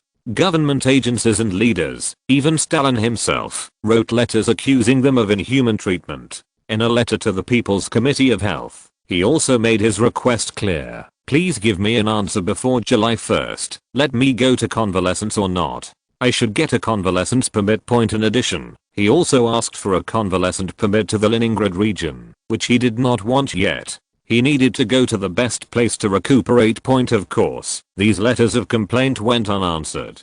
And, as an unemployed, he was even deprived of a food supply certificate. His wife, Mirada, was the only one to support his family. At that time, Mirada, who had been in the party for 15 years, had already served as an inspector of the Leningrad Region Heavy Industry Bureau. In addition to writing letters of accusation to party and government organs at all levels, Nikolaev began to write an autobiographical diary. In his diary, he wrote that he was 30 years old and planned to leave this autobiography to his sons, Marquez and Leonid. As an unemployed man, he has a lot of time to do this. In this diary, it is clear how he sought revenge against those in power and prepared for the murder in August 1934. After a long period of frustration, Nikolaev was driven to the brink of madness, and he not only decided to take revenge, but also prepared to die violently. My shooting will be similar to Zaryapov's shooting. In his diary, Nikolaev wrote such an oath. Andrei Zaryapov is a famous assassin in Russian history. He was one of the masterminds of the assassination of Russian Emperor Alexander I. And he is very close to his target now, and Kirov, who is the target, is not aware of it at all. Near closer, just as Kirov was about to pass his hidden corner, Nikolaev jumped out suddenly. 2 shots were aimed at Kirov's head, who had not yet reacted, and Kirov, who was shot in the back of the head and knew nothing, fell in a pool of blood. Nikolaev, who had fulfilled his own wish, raised his pistol tremblingly to end his life. The thought of having a Politburo member die with him made his trembling hands even worse. However, his wish to end his life seemed impossible. The staff and guards who rushed out after hearing the sound grabbed the assassin's hand, and they worked together to subdue him. However, the results in front of them made everyone feel that a chill came out from the bottom of their hearts, and the monstrous waves were about to hit. It's just that no one thought of the scale of this huge wave. This is a huge wave that makes everyone disgusted. After the news of Kirov's murder reached Moscow, Stalin, who was furious, immediately ordered the preparation of a special train, and he wanted to go to Leningrad to investigate the case in person. On the morning of December 2nd, Stalin took Molotov, Voroshilov and other senior leaders to Leningrad on a special train. As soon as he got off the train, he scolded him at Leningrad railway station. State security personnel who came to pick up the station. On the day of his arrival in Leningrad, Stalin personally interrogated Nikolaev. After that, the senior leaders of the security services Yagoda, Yezhov, and Agranov also arraigned Nikolaev successively. In all of his interrogations, however, Nikolaev insisted that he carried out the murder alone with personal weapons. In addition to arraigning Nikolaev, Stalin decided on December 2nd to arraign another key figure in the case, Borisov, the captain of Kirov's guard who was arrested immediately after the crime, and who accompanied Kirov's husband went to the 3rd floor. However, on the way to see Stalin, Borisov was killed in a car accident. No one else in the car was injured. I believe that this accident must have deepened Stalin's anger, but also made Stalin feel that death was so close to him. Thus, Stalin highlighted the other side of his actions, and an order was issued that he had prepared with his own hands. Similar cases in the future must be concluded within 10 days, and the capital punishment sentence will be executed immediately. Kirov's body was soon transported to Moscow. On December 6th, Stalin personally presided over a grand funeral and carried his coffin. Mikoyan once wrote in his memoirs, "The death of Kirov is the most painful thing for the party and the country after the death of Lenin, and the grief even exceeds the grief of Dzerzhinsky's death." But apart from Stalin, no one thought that this was just a beginning that would stop everyone. Chapter 612, Follow-up Influence. "Are you sure?" Edel asked Hohenzollern in front of him very seriously, and the sincerity in his eyes made the intelligence chief feel a little cool. The reason is that he has never seen such a serious look in his majesty's eyes, which can even make him feel scared. Your majesty, this news was sent by our secret intelligence personnel, after repeated confirmation from Leningrad. There is absolutely no mistake. Listening to Hohenzollern's answer, Edel's heart was relieved. He couldn't help but care about this. It wasn't that he had a grudge against this Kirov, but that an event that would be extremely beneficial to Romania in the future was triggered from here. The term Big Purge is believed to be familiar to anyone who knows the Soviet Union, and Edel was also a keyboard warrior in his previous life, so it is normal to know this. And the consequences of the Great Purge were also very serious for the Soviet Union, and now very important for Romania. The strength gap between the Soviet Union and Romania has widened with the implementation of the Soviet Union's second 5-year plan. If it continues like this, Romania has no strength to compete with it. And now, through his knowledge of Stalin, Edel believed that a purge was necessary. The reason is very simple. At present, the pace of industrialization in the Soviet Union cannot be slowed down. However, the people in the country complained about the continuous and arduous tasks. This was not among the people, and even the voice of opposition to Stalin and the Communist Party of the Soviet Union did not stop. In the 1934 Central Committee elections, Stalin received the largest number of dissenting votes of 292. Kaganovich, a member of the Politburo, ordered the ballots to be destroyed, announcing that Stalin and Kirov had tied 3 negative votes, and Stalin was able to succeed as general secretary. From this, we can see how loud the opposition to Stalin was in the party at that time. Among these opposing voices, the heavy task from the 5-year plan occupies the absolute majority, and I believe Stalin also knew this. If you want the Soviet Union to successfully complete the implementation of the 5-year plan, then either give it substantial rewards, such as official recognition, but this method can only improve people's enthusiasm to a limited extent. After all, man is not a machine that can work hard without complaint. Man is a complex emotional animal that can be happy or disappointed, and it is impossible to work non-stop. No matter how high the reward is, it can't be like a machine. So what can be done to make people sleepless at work? Only fear can. When the fear of death is shrouded in the heart, it will make everyone sleepless, and make everyone have endless motivation in order to complete their own efforts. So it doesn't matter how Kirov died, at least in Stalin's mind. Even if he was assassinated by someone who was bent on big news, Kirov's death had to be made worthwhile. Therefore, expansion has become inevitable, and it must be done by a small group of anti-party element in the country. These can be those who are against industrialization or those who were against Stalin. As for why the Great Purge entered a new stage from 1936, the reason is very simple. The second 5-year plan was completed ahead of schedule this year. This method is very practical, so you need to continue to use it. Let everyone know that, if he does not work hard, and does not love the Soviet Union and Comrade Stalin, then he is an anti-party and needs to be tried. Of course not every anti-party element needs to be shot. Shooting these people is a waste of bullets and a waste of precious manpower. Let them go to the most difficult areas of the Soviet Union, contribute to the construction of the Great Soviet, and atone for their sins with labor. As for whether he will be overturned after his death, as long as the Soviet Union becomes stronger, as long as the Soviet Union is not bullied by other countries, then all this is worth it. This is Edel's perception of Stalin's next series of actions. In a sense, Stalin was the most determined patriot. He loves the motherland of the Soviet Union, even at the cost of the lives of his son and others. At the same time, he is also a very suspicious person. He does not trust anyone, and for this reason the power must be concentrated in his hands. Stalin, who was influenced by these two special characteristics, had his unique charisma. Every leader has his own unique charisma, and no one has the same point as an opponent. Edel is actually lacking in comparison with him. If it weren't for the memory of his previous life, he could not have been his opponent, even if he was destined to be a king from birth.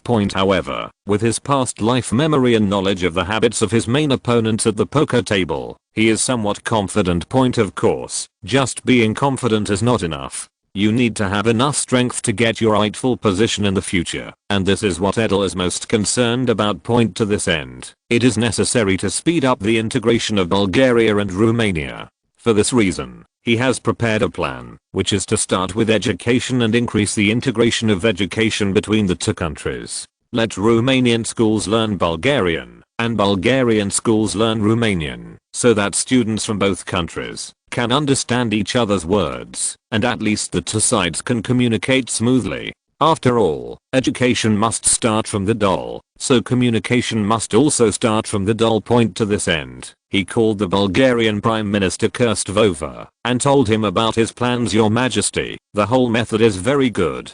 It can deepen the ties and exchanges between the two countries. In the long run, it can eliminate the gap between the two ethnic groups, which is beneficial to both of us. Prime Minister Kurst forgot that he had asked the Minister of Education and Health to do the problem of adding Romanian to the textbooks, and he said, then strengthen the exchanges between the schools of the two countries, organize the interaction between the students of the two countries, and let the two sides know more about each other. This plan is a supplement. I wonder what your Majesty thinks. Not bad. Point. Hearing the words of Prime Minister Kurstv, Edel replied with satisfaction. Point. Then I will ask the Minister of Education and Health to come up with a plan for His Majesty to review. Point. After sending the Prime Minister away, Edel asked his own captain of the bodyguard, Horia, what are the plans for the next few days? Your Majesty, next you need to meet the representatives of the Bulgarian Industry and Commerce. And you are visiting Bulgaria's largest factory, Hero Minerals and Smelting Company, and tomorrow you will go to Plovdiv to meet the local representatives and inspect the local school. The day after tomorrow, I will inspect the agricultural production in the area and express my condolences to the local farmers. And it's best to eat at the farmer's stand. And okay, don't talk about. Horia looked at the guard who was talking about his next trip in a serious manner. For a long time, Edel felt an upset stomach. He had already visited many places in Bulgaria before, and the process was basically the same, and he was a little tired. Chapter 613. The end of the naval holiday. The itinerary that the captain of the Guardia said, Edel did not make it in the end. The external rhetoric is that he is a little uncomfortable, but the actual situation, Edel sat in the office, looking at a new piece of information, and said with a little sigh, I didn't expect to leave so soon. Point. That's right. Edel got a piece of intelligence from the Far East, and just now Japan announced its withdrawal from the Washington Naval Treaty and the London Naval Treaty. Point. It should be noted here that the London Naval Treaty is a supplement to the Washington Treaty. It is divided into two. The first is mainly for the further reduction of the number of capital ships of the contracting countries. The first London Naval Treaty. The treaty further reduced the number of capital ships of the three contracting countries, continued to freeze the construction of capital ships of each contracting party until 1936, and agreed that capital ships over 20 years old can be refitted and improved in performance. Point. The treaty stipulates the classification and quantity of cruisers. The classification of cruisers with a standard displacement of more than 1,850 tons and no more than 10,000 tons is divided into two classes: cruisers with a main gun caliber of more than 61 inches, Type A, and a main gun caliber of no more than 61 inches. Cruiser, Type B. Type A, cruiser gross tonnage must not exceed 180,000 tons in the United States, 1.46 million tons in the United Kingdom, and 1.08 million tons in Japan.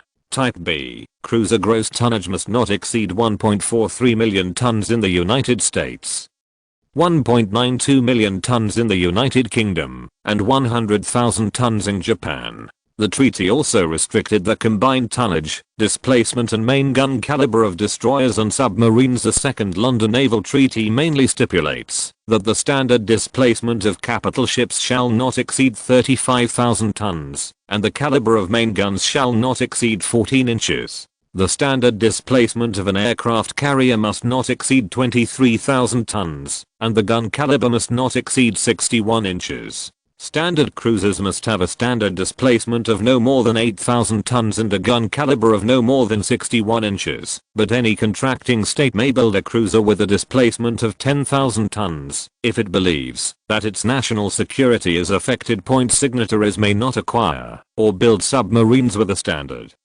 displacement exceeding 2,000 tons, 2,032 metric tons, or with guns exceeding 51 inches, 130 caliber. In addition to continuing to reduce the content of capital ships, the second treaty also provides for aircraft carriers, cruisers, submarines, etc. Therefore, The two London naval treaties and the Washington naval treaties stopped countries from continuing to build naval ships, and at the same time, slowed down the renewal of new naval technologies by the signatories. However, this is a good time for non-signatory countries to catch up, but limited by national strength and technology. Only Romania is the only country that can really catch up. Since the 918 incident, Japan has been isolated in an unprecedented way in the world. The isolation of the international community further exacerbated Japan's hostility to Britain and the United States, mainly due to the interests of the Far East. The economic zone of the Yangtze River and Pearl River basins in the south has always been dominated by the United Kingdom and the United States, and Japan, which wants to monopolize its interests in China, has irreconcilable contradictions with it. However, the Japanese Navy is dominant in the Far East and is very dissatisfied with the interests of the United Kingdom and the United States. In addition, the young soldiers gradually began to control the military forces, and their hostile attitude towards the United Kingdom and the United States has been extended to the entire Japanese class. Although there are differences between the army and navy of the Japanese military about going north and going south, its ideal of expanding its sphere of influence has not been changed. At this time, although the notorious circle has not been officially proposed, Southeast Asia has been coveted within Japan. Because the region has strategic materials such as rubber and oil that Japan urgently needs. For a long time, these materials have been controlled by countries such as Britain, the United States and France. For Japan, the proximity of Southeast Asia is simply an irresistible temptation. Therefore, under the influence of internal and external factors, in December 1934, Japan took the opportunity to announce its withdrawal from the Washington Treaty and the London Naval Treaty. The news announced by Japan surprised Britain and the United States and other countries. Among them, British Prime Minister MacDonald, US President Roosevelt and others delivered speeches expressing regret for Japan's withdrawal from the naval treaty. At this time, countries such as the United Kingdom and the United States were more restrained in their words because they were dragged down by the economy, and they also held a desire to bring Japan back to the treaty. Only Edel knew that it was impossible for the Japanese to join the naval treaty again, as relations with Germany were heating up. Germany's influence in Japan has always been very good, especially the army under the division of Germany is highly respected for Germany. In the study of the British Navy, Germany also has a lot of influence, and its most famous figure is Kanji Kato. The most extraordinary thing about Kato Kanji was that he personally contacted the defeated officer of the German High Seas Fleet and made a secret agreement after beheading him. That is, Germany handed over technologies such as submarines to Japan and secretly dispatched a certain number of technicians to Japan. In return, Japan will return the technology donated by Germany and the results developed on the basis of German technology to Germany after the abolition of the Treaty of Versailles. After this secret agreement was passed back to China, it almost scared the Navy Minister Kato Yuzaburo to death. Kato Yuzaburo scolded Kato Kanji and destroyed the secret contract after returning it. This was the beginning of a factional split within the Japanese Navy.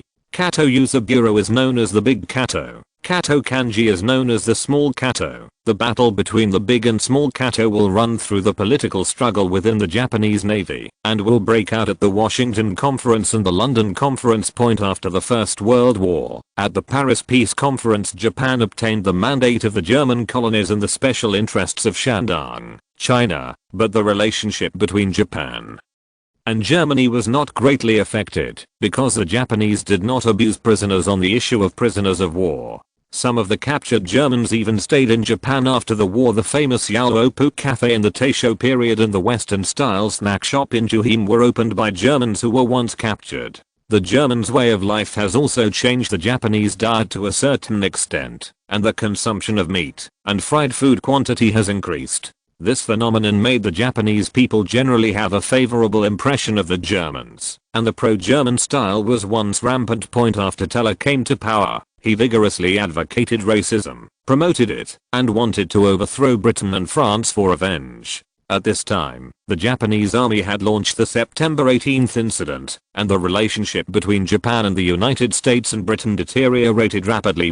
Germany and Japan have a common enemy, and together with the two pioneers, the ambassador to Germany, Kauji, and the military attaché, Hiroshi Oshima, Japan-Germany relations naturally heat up rapidly. Even more inciting the young warriors in Japan was the publication of the Japanese translation of Hitler's Mein Kampf in 1932.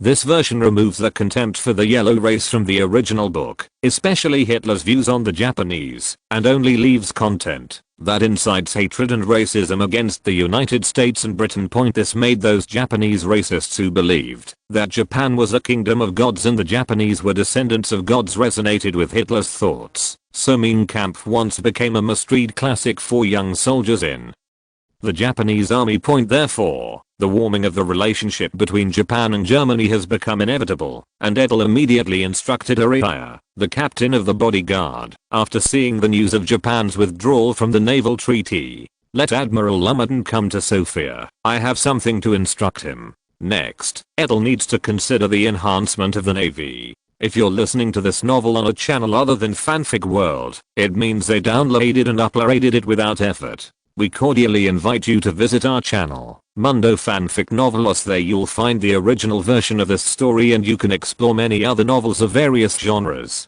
We're waiting for you to immerse yourself in a world of incredible novels. Chapter 614, The Navy Shipbuilding Plan, codenamed H1. With Edda's entry into Bulgaria and aid funds from Romania, Bulgaria was immediately full of vitality.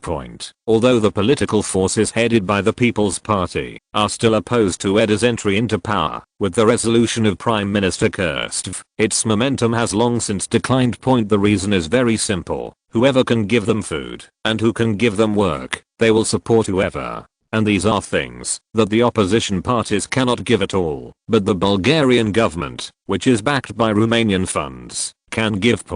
As long as you are not lazy, you will not be hungry. Therefore, busy figures can be seen all over Bulgaria.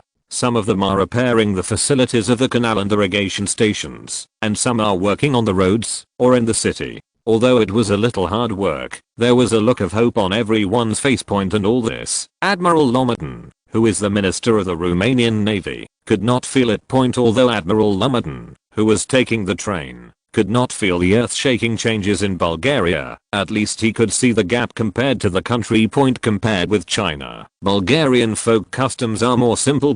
Lumberton compared the experience of the two countries and gave a fair evaluation. However, although he was praising the Bulgarian customs, he still couldn't hide his worries from the depths of his eyes. Mainly because of the expansion of Romanian naval strength, the attitude of the United States, Britain and France to include Romania into naval treaties has become stronger and stronger. And this time, in addition to Edel's summons, he also wanted to find out what his attitude towards this was from His Majesty's mouth. For the Romanian Navy, Admiral Lumberton was also heartbroken. But watching the battleships in the dock be launched one by one, he felt that his efforts were not in vain.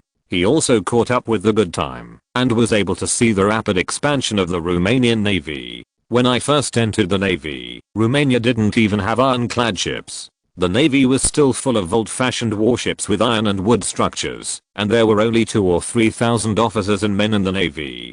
The largest warship was also the training cruiser Elizabeth. The warship was also a gift from Germany, to strengthen relations with Romania. Other ships are either tens of tons of torpedo boats or hundreds of tons of gunboats. Thinking about them is pitiful. And now Romania is more capable of building the world's top battleships, and its one-shot projectiles are 10 tons, and they are the backbone of sea power. Therefore, in order to ensure Romania's maritime power, it must express its attitude. However, the degree of which must be mastered, otherwise it will restrict the development of the Romanian Navy.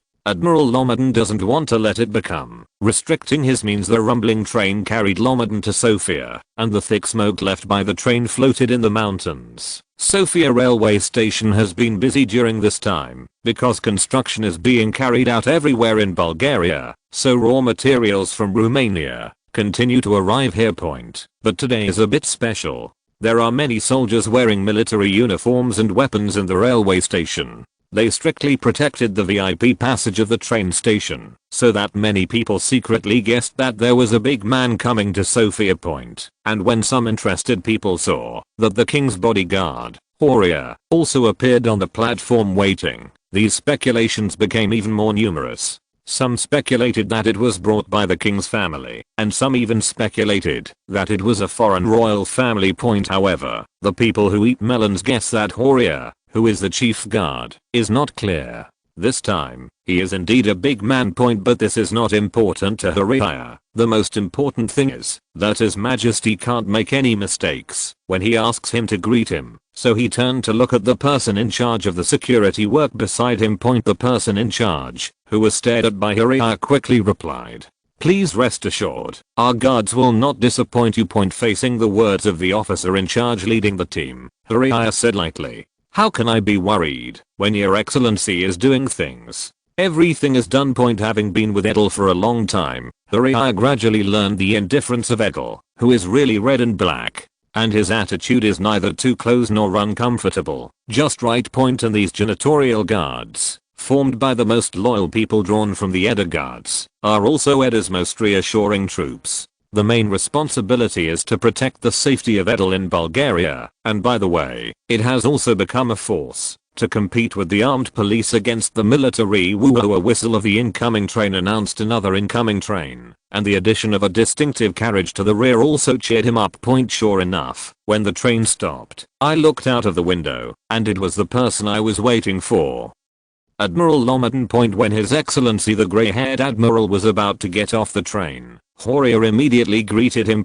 Your Excellency, welcome to Bulgaria. Lomaden nodded with a smile at the personal reception of the head guard beside Edel. Your Excellency Yauleo personally greeted me. This bad old man. In the face of Lomaden's self-deprecation, how could Horia dare to accept it? Your Excellency is not old at all. At least it can guarantee the development of the Navy for 10 years. Moreover, only with Your Excellency in the Navy can ensure the stability of coastal defense, so Your Excellency must not say that you are old. Hearing Horia's praise, even though he knew it was Zio who was flattering himself, Lomaden still laughed and made him forget the troubles during the journey. There are not many people in Romania who can be treated like this by the head of the bodyguard, and even Bulgaria is only one of them. Your Majesty must be very busy recently. Suddenly, Admiral Lomaden turned the conversation to Edel. Facing the Admiral's inquiry, Horia reported truthfully, "Yes, His Majesty is busy in Bulgaria without touching the ground. In addition to receiving Bulgarian people from all over the country, it is to inspect the actual situation in various places." According to Horia, this should be regarded as leaking Edel's whereabouts, but he can tell Admiral Lomaden, as long as he does not deliberately need concealed information. After all, these whereabouts have been reported in Bulgarian newspapers, and they are not leaks. How is the situation? Horia's answer aroused the curiosity of the Secretary of the Navy. Facing Lomaden's question, Horia shook his head and answered, "Not too good. The gap between the two compared to Romania is more than 10 years, and," Horia spread out her hands and continued, "there are too many mountains in Bulgaria, and its agricultural foundation is destined to be incomparable to Romania. However, with the large-scale construction from the government's issuance of bonds, it will slowly catch up. Of course, this is nothing but Horia's rhetoric. He had heard Prime Minister Kirstov report to Edda that Bulgarian agriculture could at best not be starving enough, and that it was doomed to be impossible to develop and grow. Its natural terrain defects can only lead to small farm economy, and it is impossible to cultivate large farms like Romania. However, in this case, he would not dare to spread the word, otherwise he would not have his own good fruit to eat. And after Lomaden asked a question, there was no further text. Instead he said, "Since His Majesty is waiting for my arrival, then don't waste time, take me to see His Majesty first." Hearing Lomaden's words, Horia hurriedly spoke, "Aren't you going to take a break? We have already prepared a place to rest. After a break, we can meet Your Majesty in a better state." Horia knew that traveling would be exhausting. Although Your Excellency Admiral was sitting alone, it was still impossible to rest well, and Your Excellency Admiral was so old. No, I've rested on the train. In the face of the chief guard's concern, Lomadin didn't care at all. Okay, Admiral, please get in the car with me. We'll go to the palace now. In the face of Lomadin's insistence, the head guard of Horia could only take him to see Edel first. Chapter 615 The Navy Shipbuilding Plan Codenamed H. Part 2. Minister Lomadin, you are still so flamboyant. When Lomadin appeared in front of him, Edda couldn't help complaining when he looked at the much-aged Minister of the Navy in front of him. Of course, it wasn't that he was dissatisfied with the old general, but that Lomadin's performance was too good, so he couldn't bear to be too tired. If it weren't for the fact that Japan's withdrawal from the naval treaty was too important, he would not have recruited it to Sofia. But he couldn't go away. He had to let him come. In the face of Edel's concern, Lomadin still thanked him. Thank you for your majesty's concern, but I'm fine. I eat well and sleep well. I don't know what your majesty called me for. After seeing that, Admiral Lomadin quickly turned the topic to work. Edel also put aside his concern and said seriously, I wonder what you think of Japan's withdrawal from the naval treaty. As the Minister of the Navy, Lomadin would of course be unaware of this major event. I saw him frowning. We are going to have a hard time, and the Japanese are using us as a shield, saying that it would be a huge mistake for us not to join this naval treaty. Facing the old general's words, Edel also sighed. Yeah, if we don't join, we will be targeted by Britain and France. Listening to Edel's words, Lomadin couldn't help asking, then, your majesty, do we still need to insist on negotiating conditions? Edel also knew what Lomadin said. Negotiations for Romania's accession to the naval treaty have been ongoing, but have been stuck on capital ship tonnage and caliber according to Romania's requirements. The tonnage of the Romanian Navy should not be lower than that of Italy and France, and it should also reach a share of 175,000 tons, and the tonnage of the aircraft carrier and the tonnage of other warships should be on par with it. If Romania's requirements are followed, Romania will leap to become a member of the world's navy, and its lack of colonies will make the Romanian navy a deterrent. And if it really wants to meet such a requirement, Romania can also build 2 battleships, 3 aircraft carriers, and several other small battleships. The battleships that exceed the standard are all claimed to have a standard displacement of 35,000 tons. In the face of the Romanian lines opening, both Britain and France expressed opposition. Especially France's reaction was the most intense, because Italy's shipbuilding behavior has already aroused dissatisfaction with France, and if its quasi-ally Romania has also gained so much tonnage, how can France have influence in the Mediterranean at all? The tonnage given by Britain and France is that Romania can only reach 145,000 tons of capital ship tonnage, and aircraft carriers and other warships give their share in this proportion. According to France's conditions, Romania is of course unwilling, and for this reason, they argue with a force that Romania needs to guard against the Soviet Union and needs so many tonnages. The British and French retorted that this tonnage share was enough for Romania to suppress the Soviet Navy, and allowing Romania to build 4 battleships is not enough to suppress the Soviet Union. Romania argued that the Soviet Union was preparing to expand its navy, and Romania needed to suppress it numerically. In fact, due to the rapid growth of the Romanian navy, the Soviet Admiralty did submit a plan in 1933 to expand its navy to deal with the Romanian threat. In this plan, the Soviet Navy will build 6 406 caliber battleships with a displacement of 35,000 tons and 8 28,000-ton battle cruisers. Such a huge shipbuilding plan not only surprised Comrade Kindfather, but also the Romanian Navy. For this reason, Lomadin strongly urged Romania to start construction of the 4th battleship to deal with the possible threat of the Soviet Union. However, its request was either to wait for the Soviet Union to start construction and Romania to follow up. Edda also does not know whether the Soviet Union will be stimulated by Romania to vigorously develop the navy. However, according to its domestic backward naval facilities and actual design capabilities, when the Soviet Union began to build battleships, Romania would have time to follow up. Romania's construction and design capabilities for more than a decade are sufficient to deal with possible maritime threats from the Soviet Union. But in the face of Britain and France, Romania naturally changed its face. As if the Soviet Navy plan was about to start, Romania must have enough battleships To face the crisis that emerges therefore, the negotiations between the two parties are stuck here and cannot move, and neither of them intends to make concessions. And Edel is happy to delay time, and naturally he will not be impatient.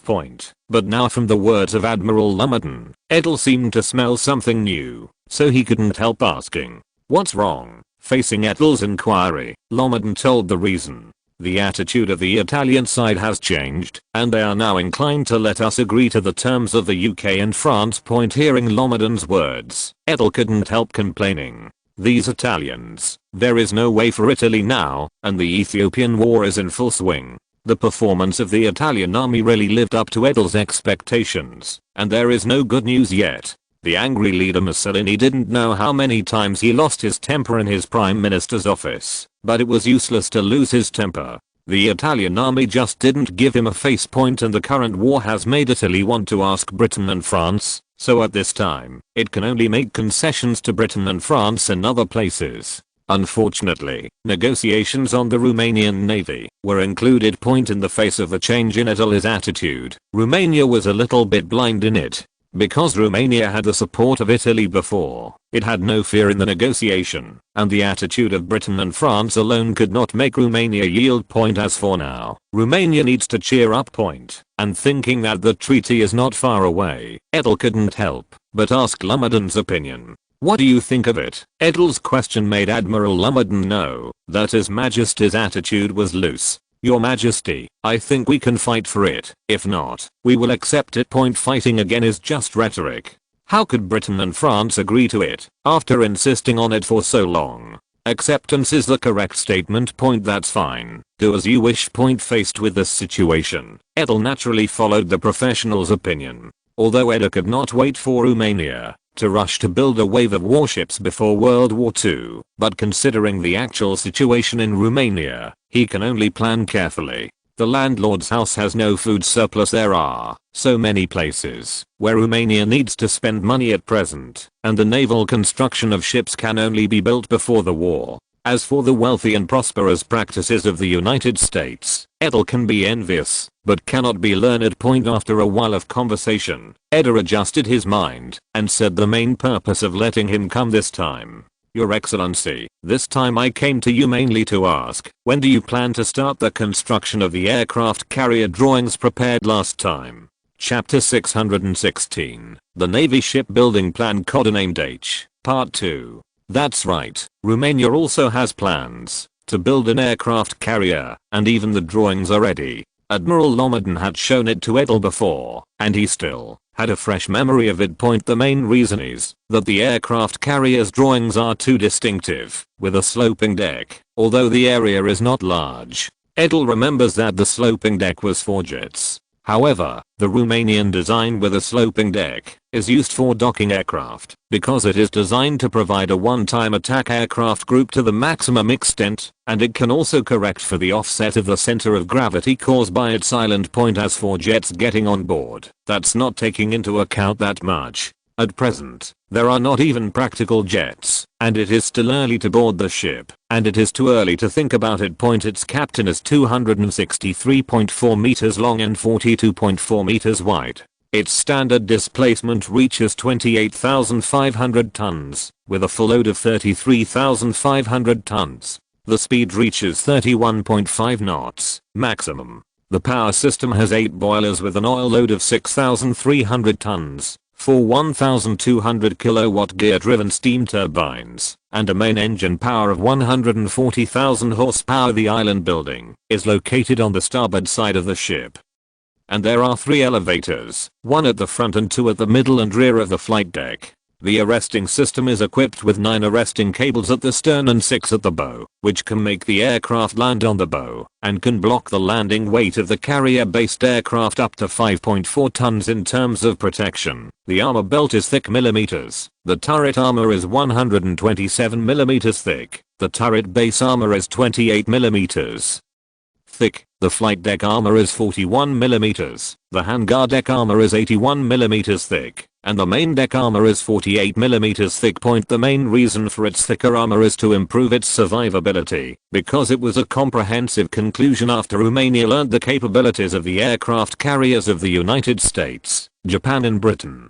It is neither too thickly wrapped in armor like the United Kingdom, which reduces the number of carrier-based aircraft, nor is it too easily damaged like Japan and the United States. Point in terms of hangar, it adopts a single-layer design of 0.5 meters x 5.4 meters. It is expected to be equipped with 91 fighters of various types, which can be described as armed to the teeth. In addition, its self-defense weapon has 12 double-mounted 105 anti-aircraft guns to deal with long-range targets. In addition, a large number of 2-mounted 40mm and 4-mounted 20mm anti-aircraft guns are also installed to deal with medium and short-range targets. Of course, such a powerful strength naturally has its high cost, and its cost, plus the aircraft, is similar to that of its latest battleship, which can be said to be another beast. That swallows gold. So Edel directly rejected the big news made by the Navy at that time, on the grounds that the ready-made ones were too expensive. As for now, of course, you need to prepare in advance. As for the problem of excessive tonnage, it's as simple as laying. Anyway, it's not the first time. Practice makes perfect. And Lomaden was naturally very surprised when faced with Edel's inquiry. Because he knows Edel, and knows that, as long as His Majesty asks, it means there is hope again. And this is asking when the construction will start, which means that it agrees with the Navy's previous plan. The low-profile version that the Navy has made before can basically be thrown into the waste paper pile. Although he doesn't know much about the use of aircraft carriers, they are all the same. The aircraft is the firepower of the aircraft carrier, and naturally the more it is released at one time, the better. So when faced with Edel's words, the old admiral answered immediately, "As long as your Majesty orders, the Navy can immediately start building the aircraft carrier according to the blueprint." Seeing the excited expression on the old admiral's face, Edel was amused. He, the Navy Minister, was incapable of saying that in the face of the surge in the number of warships, he could still ensure that the level of officers and soldiers on board would not decline, and that the economy would be managed in an orderly manner. The only downside is, when you want to build battleships, it can just entangle people. Don't give up if you don't achieve your goal. But only those who love the Navy so much can develop Romania's humble fleet to such a size. In Edel's view, Lomaden is his own Tirpitz. Although Lomaden's ability is not as outstanding as that one, the right one is the best candidate. Your Navy makes a plan first, and you can start building after the contract is signed. Edel thought about it, and then said his decision.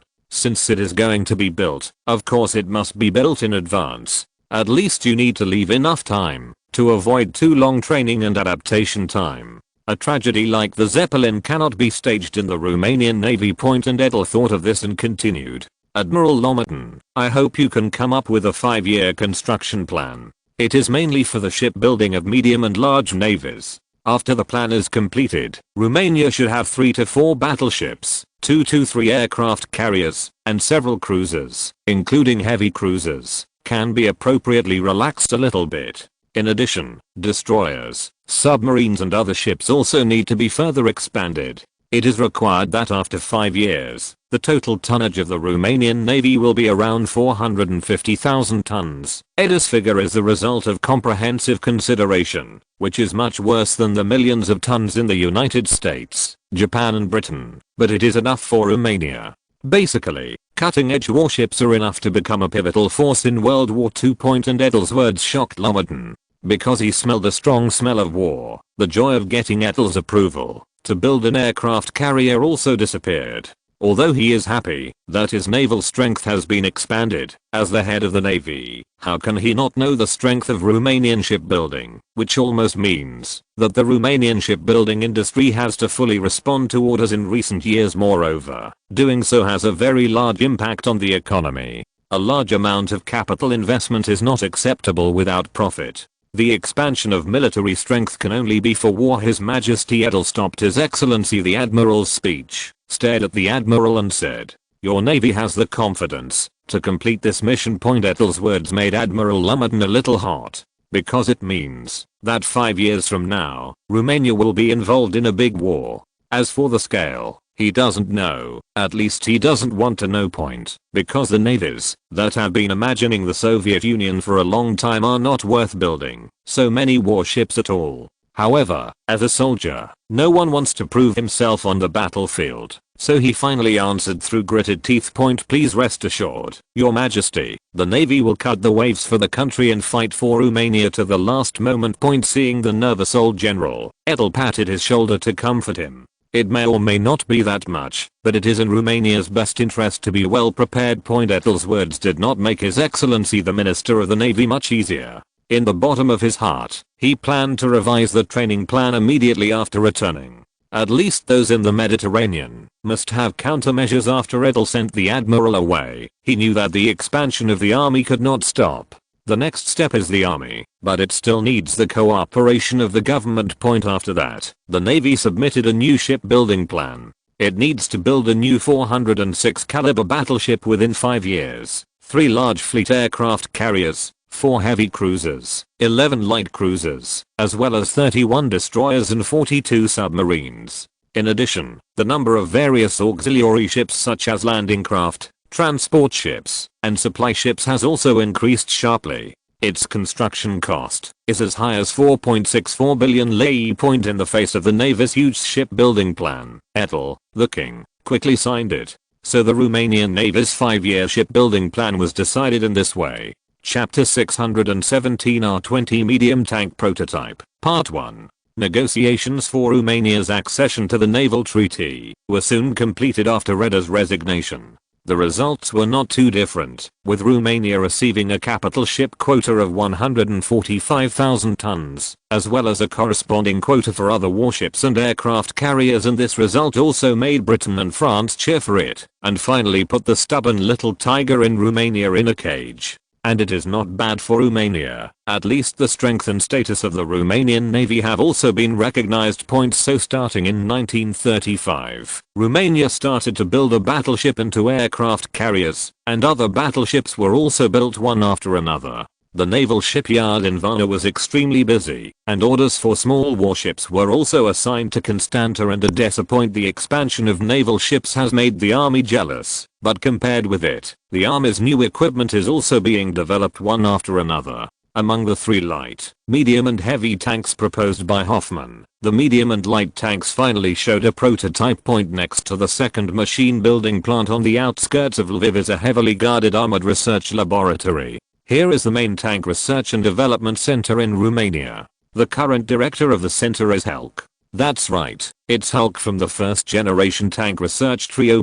As for the other 2, Bayak is currently very interested in armored vehicles carrying soldiers, so he is leading the research on armored vehicles. As for Wang, it's a long story. After the end of World War I, Wang Chao forced himself to return to China to fight for his dream of becoming a powerful country. No matter how the other 2 persuaded them, they could only bless them in the end. However, Wang Chaoqiang, who returned to the motherland, was beaten by reality, and the motherland, where the warlords were fighting, made Wang Chaoqiang's superb design ability useless. Although he used parts to assemble the first car in the motherland, he won a reputation for himself, but the result of the unfavorable name made it difficult for him. The car factory opened in partnership with others simply can't sell, but its ability to design tanks has a way out.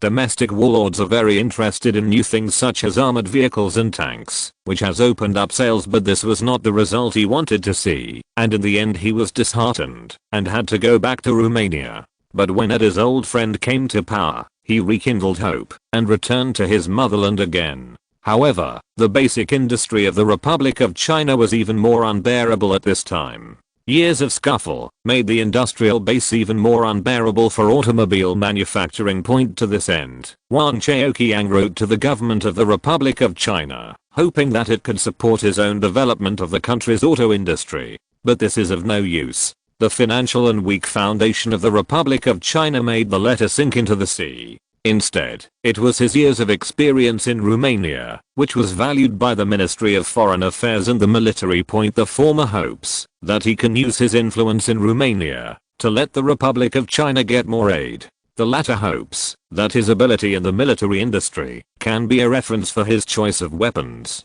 And this result led Wang Chaoqiang to return to Romania again. Fortunately, the other 2 knew its capabilities, and the trio continued to study Romanian tanks and armored vehicles. Wang Cheoqiang is currently leading the design of heavy tanks, but the design of heavy tanks is much higher than the other two, and the prototype has not yet been designed. Today is a day when the military inspects the prototype vehicles, so the inside of the center is extremely nervous in the morning. Several military vehicles drove into the R/U-0026D center. A group of officers with generals got off the vehicle, the leader of which was a general with the rank of general. That's right. The acceptance of the prototype car this time was led by Chief of General Staff Fleet personally. As the person in charge of the center, Hulk immediately greeted him. Welcome to the Chief of General Staff, to lead the team, to inspect. Looking at Hulk with a smiling face, Fleet, who had been there several times, spoke up.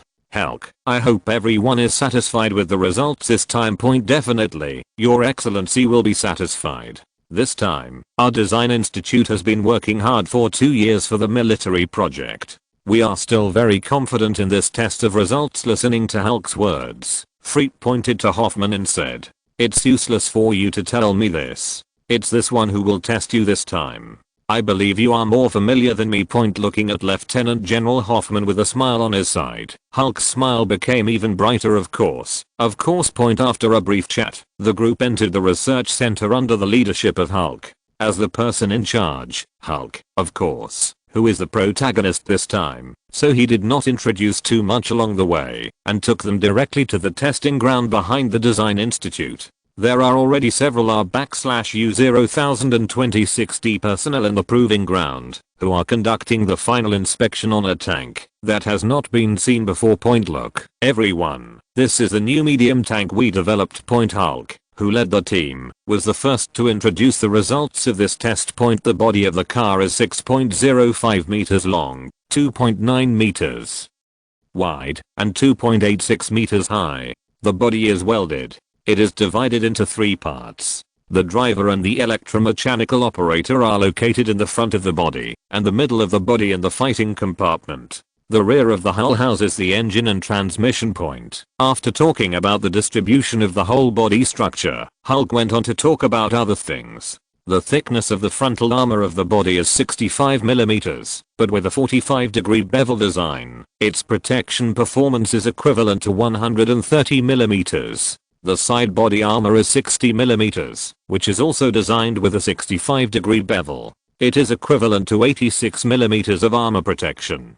The body and tail armor is 30 mm, mainly considering that the tail will not easily fight the enemy, so it is generally not used. In addition, the turret is also designed with a small top and a large bottom, and its front shield is in the form of arc casting, with a thickness of 100 mm. The turret can be rotated by electric or manual devices. The time required to rotate the turret a week varies from seconds. It is determined by the number of revolutions of the engine.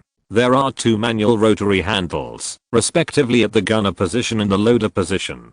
A single handle rotates a circle and the turret rotates 0.866 degrees. If the turret rotates once, it needs to rotate 415 times, and the 2 handles need to rotate 250 degrees. In addition, on the track, we use a 460 mm wide track according to the terrain. Although this reduces the speed of the tank on high quality roads, it makes it more suitable for complex terrain.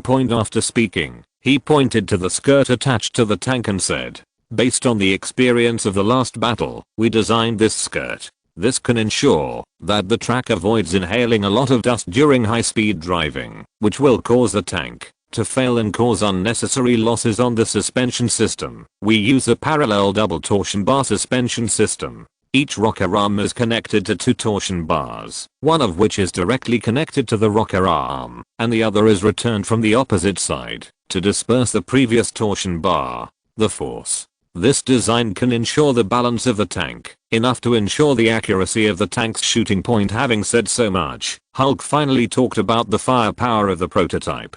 The gun barrel we designed for the new tank is a double tank gun. The gun was originally a 75mm anti-aircraft gun designed by our K company, but because it does not meet the use of our anti-aircraft weapons, we reduced the multiple as a tank gun. At present, the muzzle velocity of the gun is 762 m/s, firing speed 15 rounds/minimum. Armor penetration. 109mm at right angle at 1000 meters, 92mm at right angle at 1500 m. For the 75mm anti-aircraft gun of the RK company, everyone present knows it. This was originally used as a medium-sized anti-aircraft weapon, but because Romania is used to using 88mm anti-aircraft guns, it is not recognized by Romania. However, I heard that the German side is more recognized for this. After talking about the tank's guns, Hulk talked about power. At present, the tank uses a diesel engine designed by the National Power Research Institute, which can drive a medium-sized tank with a total weight of 35 tons. To run at a speed of 45 km per hour. The diesel engine of the National Power Research Institute is its latest achievement, thanks to the good foundation laid by diesel and sufficient funding support. Romania's research on diesel engines has always been at the forefront of the world. Whether for military or civilian use, Romanian diesel engines are well-known point as far as this diesel engine is concerned. Its maximum power speed is 1900 rpm and the maximum power torque is 2752.5 Nm. And its safety and reliability are enough to ensure the use of the tank in complex terrain. Coupled with the tank's 480-liter large fuel tank, its maximum range can be 480 kilometers. But when Hulk talked about the weight of the tank, Lieutenant General Huffman frowned secretly, because the weight is 3 tons higher than the target of 32 tons, and the height of the tank is also a lot higher by 16 centimeters. However, considering that he has not seen the field experiment of the prototype car, he wants to take a look. Point as the leader, Admiral Felicity said after Hulk introduced it. I heard you say so much. Let's take a look at its performance first. Chapter 618 R20 Medium Tank Prototype, Part 2. In the test site, a tank has just passed through the puddle of water and then climbed a steep slope with great effort. Then continue to turn over a ditch and continue to run happily in the muddy and complicated testing ground. Point on the side of the test site, rows of officers held binoculars to carefully observe the driving conditions of the tank. Point it looks pretty good. Point Hoffman, who put down the telescope, gave a good evaluation of the running tank prototype. Point and Hulk, who heard Huffman's evaluation, finally put his heart in his stomach. Point speaking of which, Hulk, who is the designer of this tank, does not know that the prototype car is super high and overweight and that the tanks are all designed by him. But in order to highlight the performance of the tank, these are inevitable results. It's like adding more water to the noodles and adding more water to the noodles. For higher performance, adding this system and that system, the weight and height will exceed the standard. Point but so far, it seems that the results of exceeding the standard are not bad. At least Lieutenant General Hoffman, who is the main person in charge of the acceptance work, is very satisfied with the performance of the new tank. Point after the test run of the tank at the proving ground was over, Hoffman immediately stepped forward and asked the experimenter who had just gotten off the car, how do you feel? It's very good. It's much better than our previous tanks. The bump is the least, and it's better than the previous R10. When going up steep slopes, I obviously felt that the tank's power was not exhausted and it should be able to output more output. High power. Reversing speed is also good. The only thing I'm not used to is that the turret does not rotate as fast as the light one. However, thinking that this is a medium tank and the weight of the turret is not the same level, the test driver who answered couldn't help shaking his head and smiling. Point the test driver's answer made Hoffman a lot more determined. By all accounts, this is an excellent tank. The 3 most important tanks are firepower, protection, and maneuverability. It is the tank that he and Romania need. Point how is it? Hoffman. Point Major General Antonescu of the 2nd Armored Division also came over to ask at this time. How could the new tank be missing him this time? Although the training of the 2nd Armored Division is in full swing, the new equipment is related to him, so he must come and see for himself. So when Hoffman asked about the test drivers, the current number 2 figure in the Romanian armored forces had to come up and ask. Point the test drive went well. Point Hoffman's words made Antonescu very happy, who doesn't want their equipment to get better and better, and many of the Jackal 4th tanks currently equipped by the 2nd Armored Division are second-hand equipment used by the 1st Division. Although the Jackal 4th tank is still not outdated, it does not want to use a better one. and the time for the equipment to be finalized is still uncertain, but at least it represents the hope of changing clothes, right? What do you think? Lieutenant General Huffman point after the tour returned. Admiral Friet asked about his evaluation of the tank. As the chief of the general staff, he is dealing with all kinds of opportunities. Of course, his understanding of tanks is not as clear as Hoffman's, so this can only be evaluated by the father of the Romanian armored forces, and Friet's words made everyone present hold their breath. Because Hoffman's decision will represent the question of whether this tank can be put into service, which is not only a major event for the Armored Research Institute, but also a major event for the military. Hoffman, who was watched by everyone, replied slowly. At present, it seems that this tank has no obvious shortcomings, so further military use evaluation is needed. I think it can be produced on a small scale, so that officers and soldiers can provide evaluation. Hoffman's words completely relieved Hulk, because it represented Hoffman's approval of the tank. The small-scale trial of the military is an inevitable process for every equipment, and it is impossible to avoid any equipment. After getting Hoffman's confirmation, Admiral Fried turned his head and asked Hulk next to him, "So how much do you expect the tank to cost?" As the main designer, Hulk is of course very knowledgeable about production costs, so he said, "I expect the small-scale cost to be around 20 to 220,000 lei, and if mass-produced the price will come down." Hulk's words made every officer present frown. 1 word, expensive. 2 words, really expensive. 3 words, really fucking expensive. At present, the military purchase price of the Romanian Jackal 4th tank is only 61,000 lei. The cost of this new tank is 3 or 4 times higher than that, which is unreasonable. Seeing that the military personnel were frowning, Hulk quickly explained. The new tank adopts a lot of new technologies, and the cost is much higher than before. However, its performance advantage is absolutely unmatched by the Jackal tank. It can be said that there is no opponent in the tanks currently being developed by various countries. However, Hulk's words did not reassure everyone, and Hoffman frowned and said, "Even if it is mass-produced, the cost will be reduced by at most 20-25%, which is still too expensive for the military." Take the Jackal tank as an example, and the total output of the improved version is less than 1,000. This is the longest equipped tank in Romania from World War I to the present. At this time, the generals, including Hoffman, who made the main tank the protagonist of the battlefield, never thought about the idea of producing tens of thousands of tanks for a single tank, let alone 100,000 or hundreds of thousands. Therefore, there is an abnormal resistance from the bottom of my heart to the problem that the cost is too high. Okay, this issue should be up to me to decide. Ferret stood up and said as the scene became unusually quiet, "Since this cost cannot be reduced, we will order a little less. Then prepare 18 vehicles for use in 2 companies, and then prepare them on a large scale according to their response." The scene came alive again as Fleet made a decision.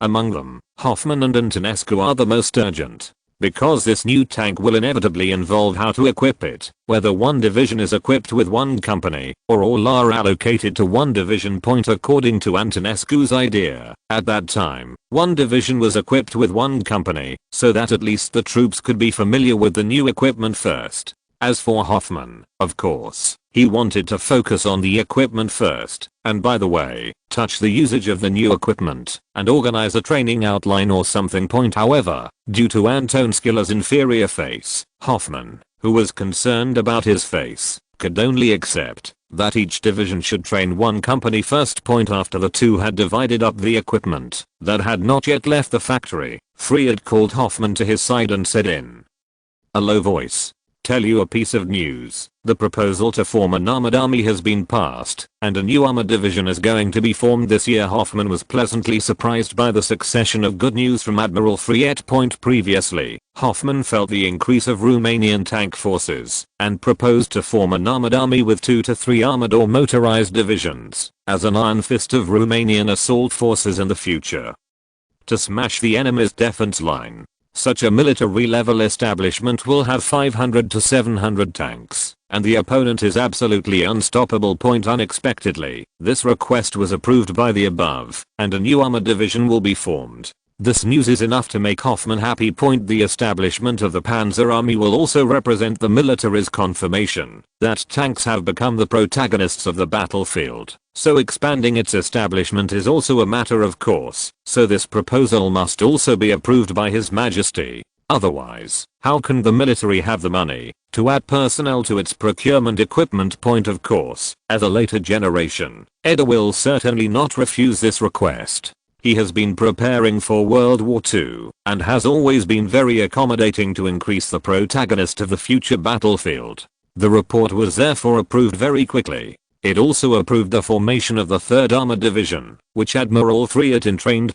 As the first person in the military, Admiral Friet will naturally inform Hoffman of this news. The reason why I chose to say this news at the proving ground is that Hoffman can do a better job. With the expansion of the armored establishment, all kinds of problems will inevitably be involved, all of which need to be solved by Hoffman, the chief in charge of the armored force. And Friet's announcement this time can be regarded as a reward for him. Of course, next, he and Hoffman will both have a busy schedule. The appearance of new armored divisions means that a fierce competition awaits them. Chapter 619, compiled in 1935, Part 1. Bucharest in March is full of spring, and on this day its owner is back. After nearly a year in Bulgaria, Edel finally returned to the city he was most familiar with. Although he has been in Bulgaria for almost a year, he is still very clear about who is his basic player, and Romania's pile of official documents also need to wait for him to deal with. Although it is possible to handle official documents from Romania in Bulgaria, it is a hassle that many things cannot be asked in person. For example, things about the expansion of the army need to be handled by him, and telegrams are easy to leak. Although it is possible to recruit General Fleet, the chief of the general staff, to Sofia, it is too time consuming and too conspicuous, so this time back in Bucharest, in addition to seeing his long lost family for the first time, Edel was dealing with a bunch of military and political affairs. It should be noted here that Prince Victor's career at the military academy is over. The mischievous Demon King is gone forever, and he reappeared on the sun in front of Edel, and his strong military temperament could not be concealed. And Edel threw his son, who graduated from the military academy, into the guards, and let him exercise again. After all, his situation at the time was different from that of his son, and he was not as old as his father Karol, so there was time for his son to exercise slowly.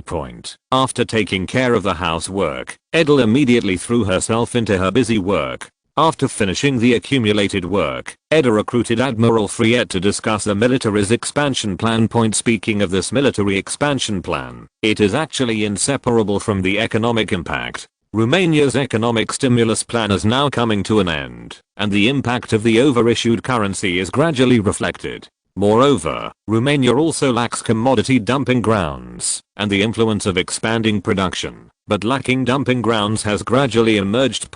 Although Romania is gradually expanding its sales in the Balkans and the Far East, the market expansion is far from comparable to the explosion of production capacity. At present, the manufacturing PMI index is obviously in a state of decline, which makes the government obviously feel heavy pressure. This effect was already evident in the statistics at the end of 1934, when the domestic economic growth was only 5.1%. Although this is still not low, it is a lot less than the previous data. You must know that even in 1930, the domestic economic growth was higher than 6%. This also shows that the effect of large-scale economic stimulus has failed, and the problems previously covered up by economic growth are gradually emerging. This is also the main reason for Edel to rush back to Bucharest.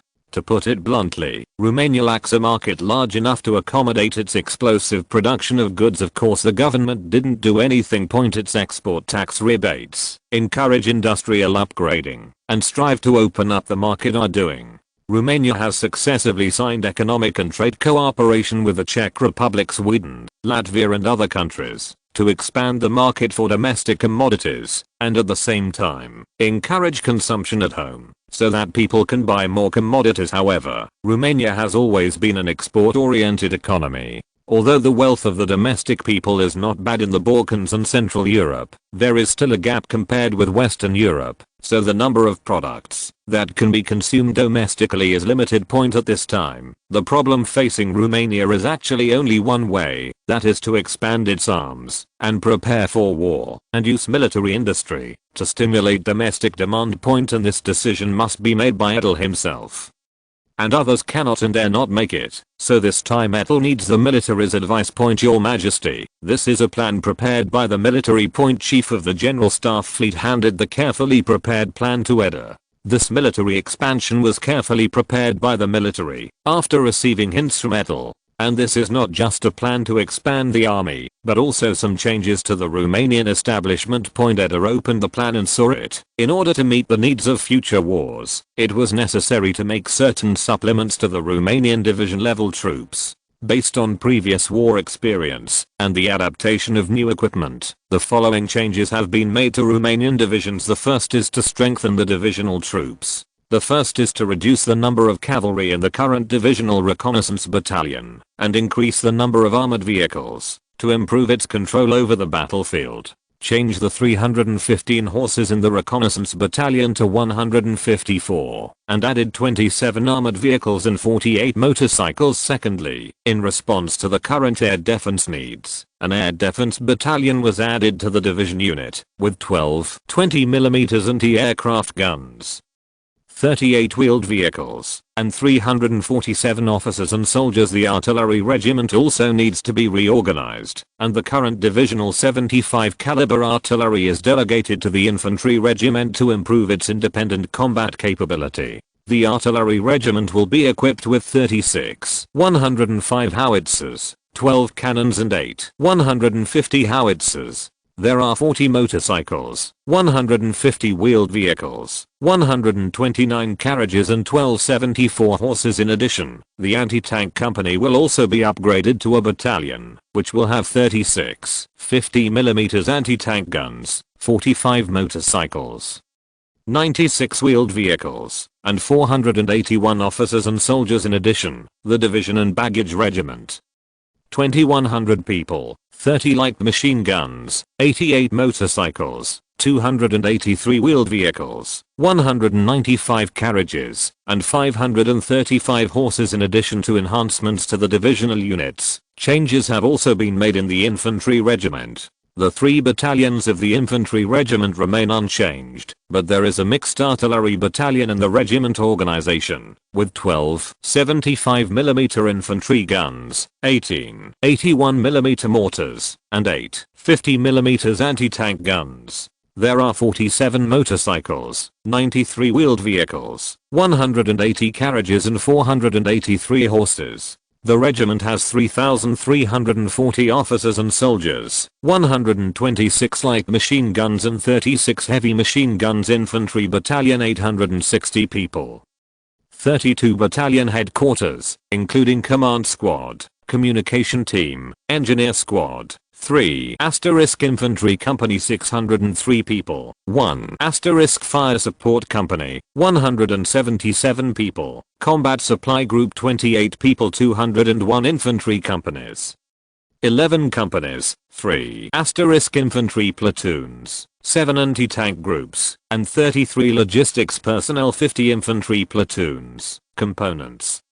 6 platoons, 4 infantry squads, 3 mortar teams, 1 crew. Point, infantry squad of 10 people, components, squad leader, 3-person machine gun crew, deputy squad leader, and 5 infantrymen. Point, according to this establishment, a standard infantry division in Romania will have a staff of up to 17,500 people, which is more than 2,000 more than before.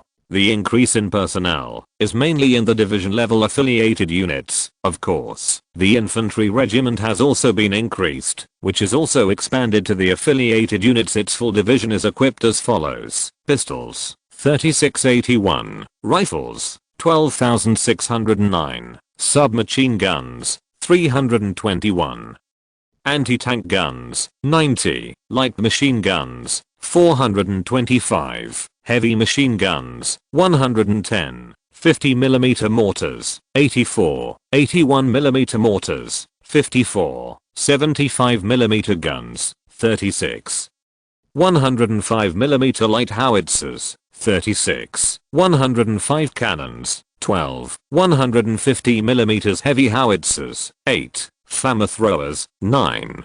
Chapter 621,935 Preparations. In Edel can't say anything about the establishment of this infantry division. After all, he doesn't know much about the military. And Freet obviously knew this, so he explained on the side point, Your Majesty, the changes to the infantry divisions this time are mainly to enhance the offensive and defensive capabilities of the infantry divisions. With the development of military enterprises in various countries, new equipment for the military of various countries will also be put into use in the future.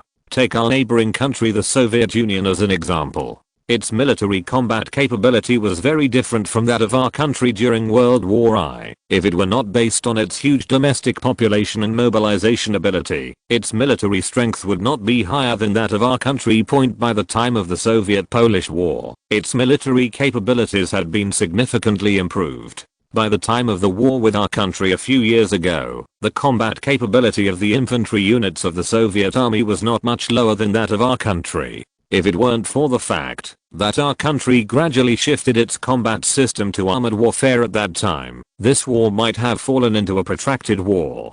After the failure of this war, the Soviet Union formed 3 armored armies in one go, which was a big challenge for our country. Edel also knew something about what Freet said. After the failure of the local war, the Soviet Union also recognized the role of tanks and expanded the establishment of 3 mechanized armies in one go. Each mechanized army has 1 T-26 mechanized brigade, 1 tank regiment, equipped with BT tanks, 1 infantry brigade and troops directly under the Army 1000 vehicles. It can be said to show the powerful industrial strength of the Soviet Union. And the Soviet Union also developed the T-28 medium tank for the Romanian Jackal tank. The tank has a total combat weight of 25.2 tons and is equipped with a short-barreled 76.2mm gun with a 16.5 caliber. There is a 7.62mm machine gun on the right side of the main gun, and a 7.62mm machine gun is installed at the rear of the main tower. Its hull frontal armor is 30mm and the sides and rear are 20mm. The turret has 50mm frontal armor and 20mm side and rear. It is powered by a 400 horsepower M17T gasoline engine with a top speed of 45 km/h and a maximum travel of 220 km. Moreover, the tank was influenced by the Romanian Jackal tank. It did not use a multi-turret design like the original history, but also a single turret design. Responsibly, the T-28 tank is enough to compete with the Jackal tank. However, compared with the newly developed R-20 medium tank in Romania, the gap is huge, and even the R-10 light tank can compete with it. Of course, this is a bit far, but the meaning of Admiral Freet is obvious. In the future, in the face of Romania's great enemy, the Soviet army, Romania must have the advantage of quality. Because even after the merger of Bulgaria, the population of Romania is only in the early 40s, which is nearly 4 times the population of the Soviet Union, which is more than 150 million. Coupled with its super mobilization ability of the Soviet Union, Romania must ensure an absolute advantage in the quality of the army. And Edel is well aware of this, so he asked, after carefully looking at the establishment of the infantry division, how much should the establishment of such a division cost? If the current division is reorganized, the cost should be around 21 million lei, mainly for the procurement of various weapons and personnel. Of course, if it is a newly formed unit, the cost should be around 65 million lei, because both personnel and armament require new purchases from here. You can see the gap between the army and the navy. One battleship of the navy can make up 4 infantry divisions, which is indeed a noble service. As for motorized infantry divisions, mechanized infantry divisions and armored divisions, it is more expensive, especially the price of armored divisions costs hundreds of millions of lei. And Edel remained calm after hearing Freet's words, and continued to read the following content. There is also the preparation of motorized infantry divisions in the back. This kind of motorized infantry division, which can cooperate with the armored division, to make up for its lack of infantry, first appeared on the battlefield in an emergency way in the local war in Luosu, and its excellent performance attracted the attention of the military after the war. In order to better cooperate with the armored division's operations, the General Staff has selected several units for motorization experiments in response to this situation. And according to the results of the exercise, the motorization system was finally confirmed. Point in the plan that Edel saw, there is a detailed introduction to the preparation of the Romanian Motorized Division. Infantry Squad. 10 men. Squad leader, deputy squad leader, both non-commissioned officers, equipped with submachine guns. Machine gun team 3 people, 1 light machine gun. Shooter, sub-shooter, loader. The shooter has a machine gun, the loader has 2 spare barrels, and a 250 round magazine. The sub-shooter has 4 100 round ammo chains. 5 riflemen. Infantry platoon. 3 infantry squads. 1 fire squad. 60 mortars. 2, 8 people. Platoon leader and deputy platoon leader 2 people. A row of 40 people. Infantry company, infantry platoon. 3. Weapons platoon, mortar squad. 60 mortars. 3, 12 people. Anti-tank squad, 10 people, 6 anti-tank guns. 3 snipers and 2 medics. Engineer team 3 people. Heavy machine gun squad, 10 people, 2 heavy machine guns, with heavy barrel, tripod. A logistics class, 12 people. Company commander, deputy company commander, and 2 correspondents. An infantry company has a total of 176 men. Motorized infantry battalion, infantry company. 3.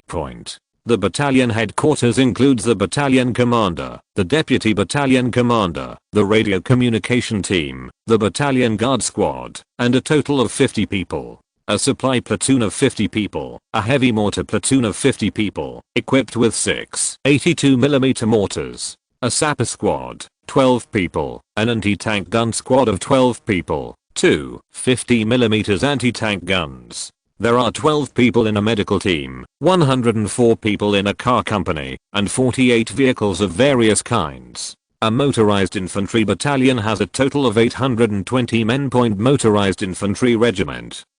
3 infantry battalions. 820 3 2460 people. The regiment headquarters company, the regiment affiliated infantry artillery company is equipped with 4 105mm infantry guns, the reconnaissance company, the regiment affiliated quartermaster company, and the regiment affiliated anti-tank artillery company are equipped with 6 50mm anti-tank guns and tow trucks. Engineer company, anti-aircraft artillery company, regimental small field hospital, military police platoon, logistics support company, motor transport company. There are about 3370 officers and soldiers in the whole regiment. In addition to 3 infantry regiments, and 1 artillery regiment, 36 105mm howitzers, 2 battalions, and a 12 150mm howitzer battalion. The infantry division also has a heavy mortar battalion equipped with 16 120mm mortars. Division armored reconnaissance battalion. 625 people, 25 light machine guns, 8 heavy machine guns, 3 50mm anti-tank guns, 3 20mm anti-aircraft guns, 3 60mm mortars, 4 81mm mortars, 2 75mm infantry guns. 36 armored vehicles, 45 motorcycles, and 60 wheeled vehicles. Communications battalion. 474 people, 17 light machine guns, 32 motorcycles, and 103 wheeled vehicles. Anti-tank battalion. 521 people, 18 light machine guns, 36 50mm anti-tank guns, 46 motorcycles, and 114 wheeled vehicles. Division Air Defense Battalion. 12 20mm anti-aircraft guns, 4 40mm anti-aircraft guns, 8 88mm anti-aircraft guns, 54 wheeled vehicles, and 657 officers and soldiers in addition to the division's quarters department. the division's boat bridge brigade, the division's automobile transport battalion, the engineer battalion, and the field hospital. The entire division has a total of 18,300 officers and soldiers, equipped with 1,400 vehicles, which fully meet the motorization needs of the entire division. It needs to be explained here that the trucks currently purchased by the Romanian military are divided into 3 types of light, medium and heavy, corresponding to the load capacity of 2, 5, and 8 tons respectively. This is also an achievement that the Romanian automotive industry is proud of. If you're listening to this novel on a channel other than Fanfic World, it means they downloaded and uploaded it without effort. We cordially invite you to visit our channel, Mundo Fanfic Novelos. There you'll find the original version of this story and you can explore many other novels of various genres. We're waiting for you to immerse yourself in a world of incredible novels. Chapter 621, compiled in 1935, Part 2. After reading the preparation of the motorized infantry, Edel found that there is more content behind, so he turned the page and continued to see the content about the restructuring of the cavalry division. Speaking of Romanian cavalry divisions, they performed well in both the First World War and the Soviet-Polish War. But after the Russo War, the cavalry division fell into an embarrassing situation. With the use of a large number of vehicles in the army, its proud mobility is not only better than that of the armored division, but even the infantry division is catching up. Especially after the birth of the motorized infantry, its work with the armored division was also deprived. So for this cavalry division, Admiral Ploiesti also intends to modify it to meet the needs of future wars. The first thing that needs to be solved is the problem of dismounting the cavalry. For this reason, Ploiesti intends to directly reduce the number of horses in the cavalry division from more than 30,000 to more than 3,000. The remaining war horses are mainly used for small-scale battles, reconnaissance and other purposes. Used for communication. Among them, the 3 cavalry brigades of the current cavalry division were changed to 2 motorized infantry regiments, which were the same as those under the motorized infantry division. Instead, the cavalry division will also adapt a tank battalion, 38 vehicles, for its assault. Moreover, the situation of too few cavalry divisions and divisions will also be changed. Its artillery regiment will also be changed from the mainly light-based 75 field gun to the 105 based howitzer. The content of the adaptation is as follows. The artillery regiment's 54 field guns and 12 105 howitzers were changed to 48 self-propelled 105 howitzers. In addition, the reconnaissance company will also be expanded into a reconnaissance battalion. Because before the cavalry division was mainly cavalry, its own reconnaissance ability is very strong, so the demand for reconnaissance of the division is not high, but now it is necessary to expand the scale of the reconnaissance force. Moreover, its reconnaissance battalion is different from other divisions, and its number of horses is much higher than that of other units. The main reason is that among the cavalry divisions, there are too many people who can use horse riding reconnaissance methods. If they completely copy the model of other divisions, their reconnaissance methods will be reduced. Communications battalion. 474 people, 17 light machine guns, 32 motorcycles, 84 wheeled vehicles, and 53 horses. Anti-tank battalion. 521 people, 18 light machine guns, 36 50mm anti-tank guns, 46 motorcycles, and 114 wheeled vehicles. Division Air Defense Battalion.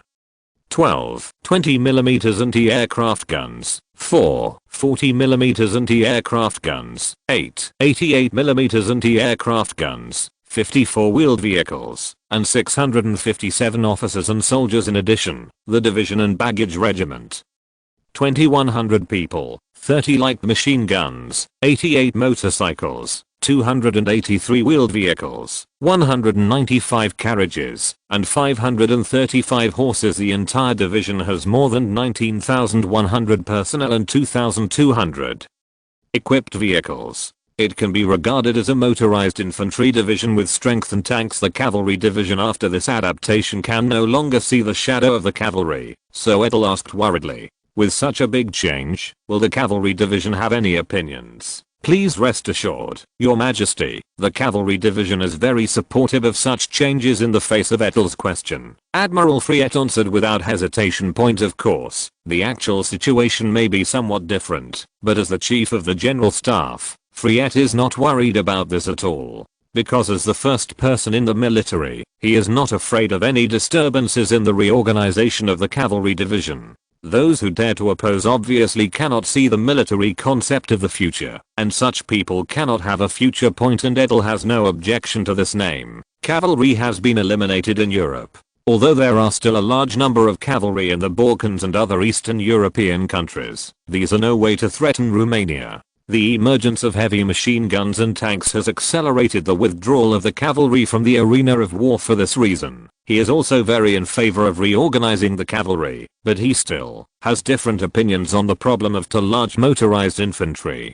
Because he seemed to remember that during World War II, the German motorized infantry divisions seemed to be much smaller than the average infantry divisions, so he pointed to the total number of divisions and asked, is the number of motorized infantry divisions with more than 18,000 people too many, and will it cause the establishment to be too bloated? Please rest assured, Your Majesty, we have tried it during the exercise before, and the motorized infantry division prepared in this way will not cause a problem of bloated formation, because we require the regiment level troops to have the ability to fight independently. The motorized infantry division has its command system. Because after the reduction of the brigade level establishment, there will be no delay in information due to layer by layer communication. Admiral Friet then answered questions about the reform of the cavalry division. As for the restructuring of the cavalry division, the main purpose is to find an idealized division level experimental unit that can not only break through independently, but also follow the armored division to fight and guard the main points between the armored division and the motorized infantry division. Fleet's words made Edel suddenly think of the word mechanized infantry division. Although many people think that mechanized infantry has already existed in World War II, but this is at most a concept. Mechanized infantry only flourished after World War II. Before it was either an armored division or a motorized infantry division. Strictly speaking, mechanized infantry needs to get off the vehicle for combat and grab points to attack with the vehicle. They can directly ride the infantry fighting vehicle into the battlefield, and the infantry with the vehicle can only get off the vehicle and start an assault until it rushes to the opposite face. This kind of combat method can be called mechanized infantry, but this kind of infantry, Edel remembers that there was at most a prototype in the late World War II. And his chief of staff wants to achieve this requirement before World War II. It seems unrealistic. Of course, it is impossible for Edel to directly say that the idea of his chief of staff is unrealistic, because he does not know much about the military. And no one believes it when he says it, and it is not so good to dampen the enthusiasm of his chief of staff. Others have no credit and hard work. I do not hesitate to decide on other people's ideas and let the work be carried out.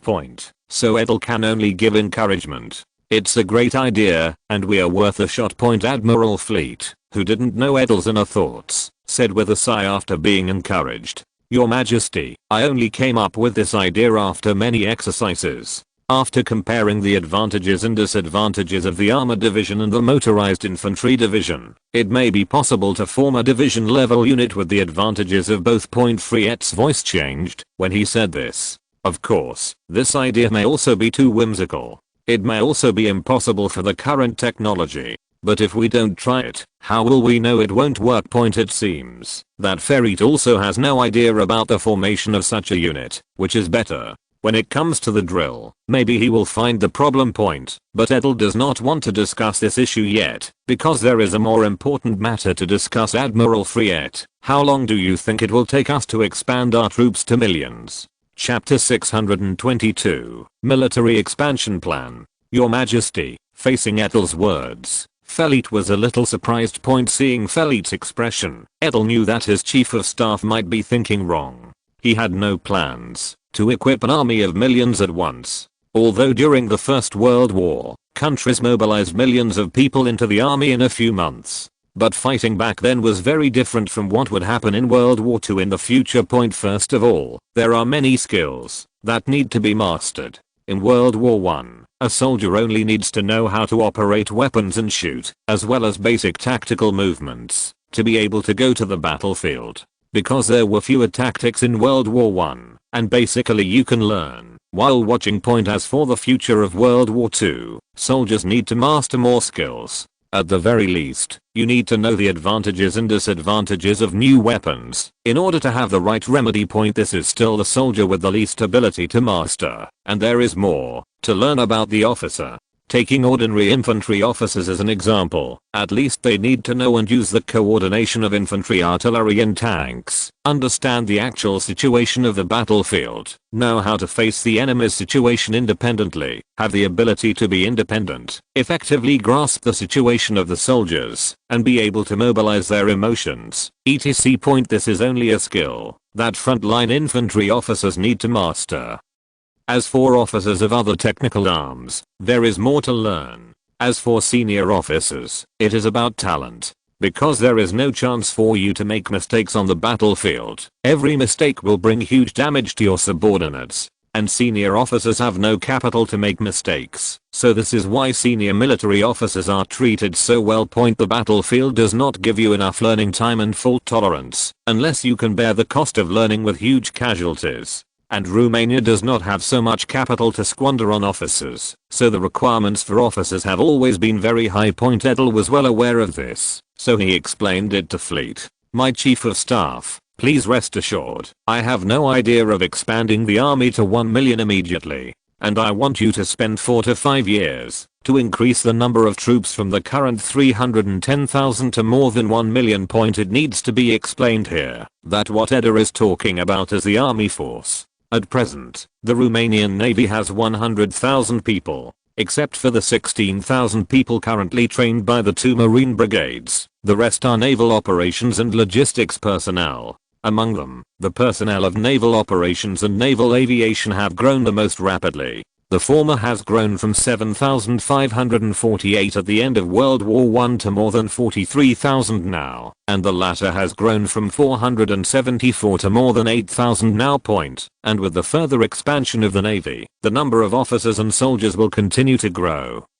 Especially the Marine Corps will become its new growth point. But after hearing Edel's explanation, Fleet felt much better. Because if it is expanded in 4 to 5 years, then there is enough preparation.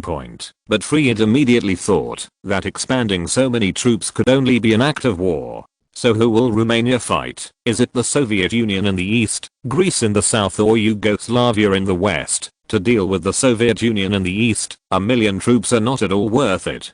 As for Greece to the south or Yugoslavia to the west, with Britain and France standing behind them, it is also a thorny problem. Ferit's thoughts didn't last long, because Edel told him the answer about this military expansion. On the one hand, the domestic economic growth is sluggish, and I plan to develop the military industry. On the other hand, the situation in Europe is becoming more and more confusing, and we need to prepare equipment early. For Edel's words, Ferit couldn't help but have an idea in his heart. Your Majesty, are you saying that Europe is at risk of falling back into war? Facing the speculation of his chief of staff, Edel did not deny it. Yes, you are right. Seeing the somewhat surprised Ferit, Edel explained further. What is the current basis for maintaining peace in Europe? Edel did not wait for Admiral Ferit to answer, but gave the answer himself. It is the Versailles system. Its main target is Germany, and its biggest beneficiaries are Britain and France. Now as the strength of Britain and France fades, my country and the Italian team are dissatisfied with this system. Edel's words, Ferit deeply understands. Take Romania as an example. Romania, whose strength has increased greatly after the First World War, has basically digested the newly occupied territories. After its national strength has increased greatly, it has become more and more dissatisfied with its position in the Versailles system. Although Britain and France have also given many advantages in other aspects, in general, Romania's current strength and status do not match. As the head of the military, Ferit also has a deep understanding. And Edel ignored the thoughts of his chief of staff and continued. This is not the most serious thing. What is more critical is the hatred of the Versailles Treaty from all over Germany. This is the biggest source of disaster. Edel's words caught Fleet by surprise. Impossible. Germany hasn't done anything out of the ordinary yet. The words of his chief of staff drew Edel's smile, and he gave the most crucial question.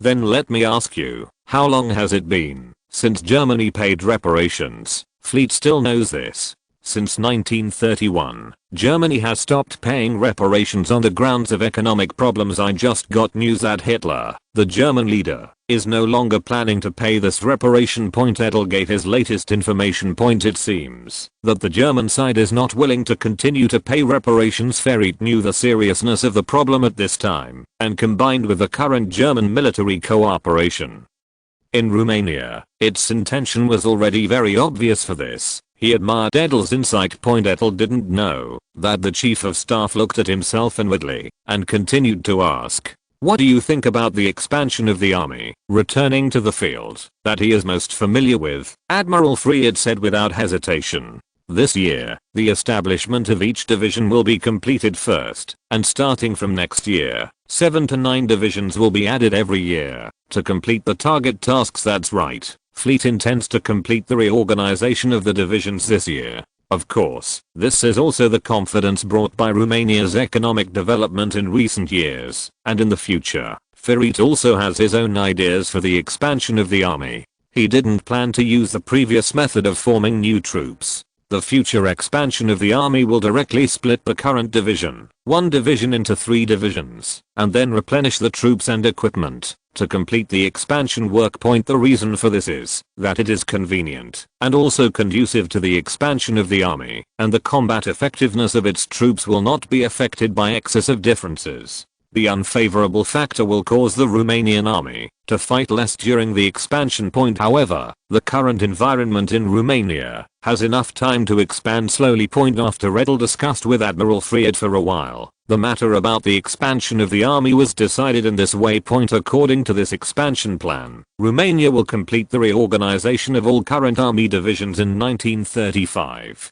Then the army was expanded from 1936, including 2 motorized infantry divisions and 5 standard infantry divisions in 1936. In 1937, 1 armored division, 1 motorized infantry division, and 6 standard infantry divisions were expanded. In 1938, 2 armored divisions, 1 motorized infantry division, and 5 standard infantry divisions were trained. In 1939, 1 armored division, 2 motorized infantry divisions, and 6 infantry divisions were trained. After the expansion is completed, the Romanian army will have 7 armored divisions, original 3 armored divisions, 8 motorized infantry divisions, original 2, 40 standard infantry divisions, and 3 mountain divisions, all original. The establishment of the troop will be as high as more than 1.1 million.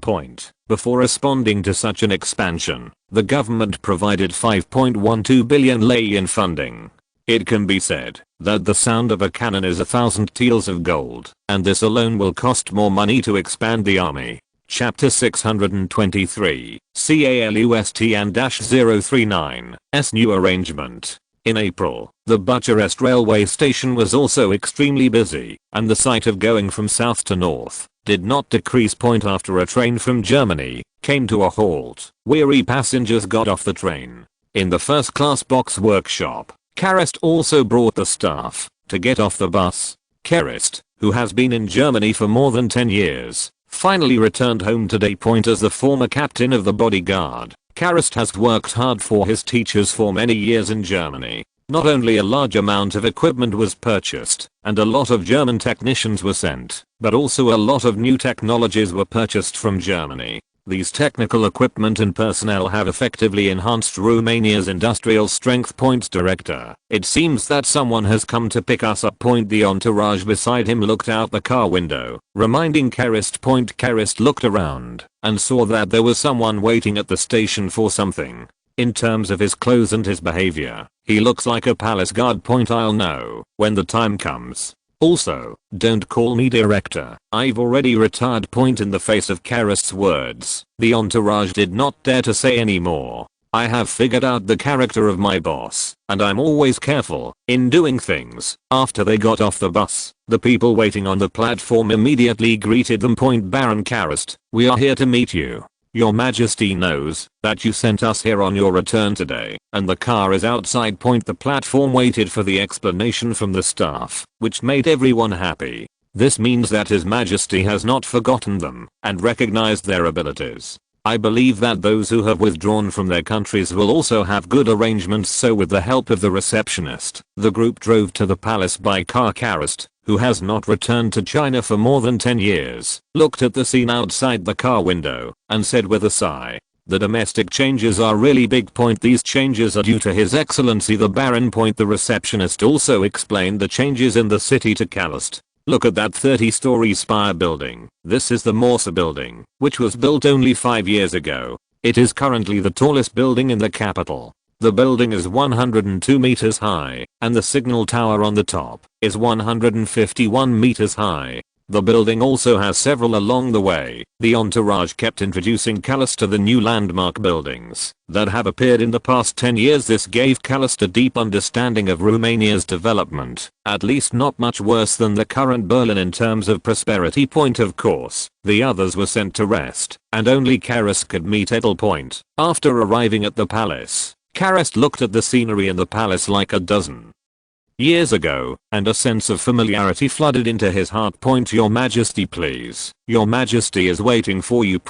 When Karist came to the familiar room, he saw the familiar figure waiting for him. "Your Majesty, I'm back." 1,000 words finally turned into one sentence. As for Edel, looking at his former bodyguard, he couldn't help but pat his shoulder and said with emotion, "Just come back. You have suffered all these years." Edel's words made Karist feel that the years of hard work were not in vain. "Your Majesty, this is all domestic credit. I'm just responsible for the execution." "Okay, don't shirk it. I will always remember your credit.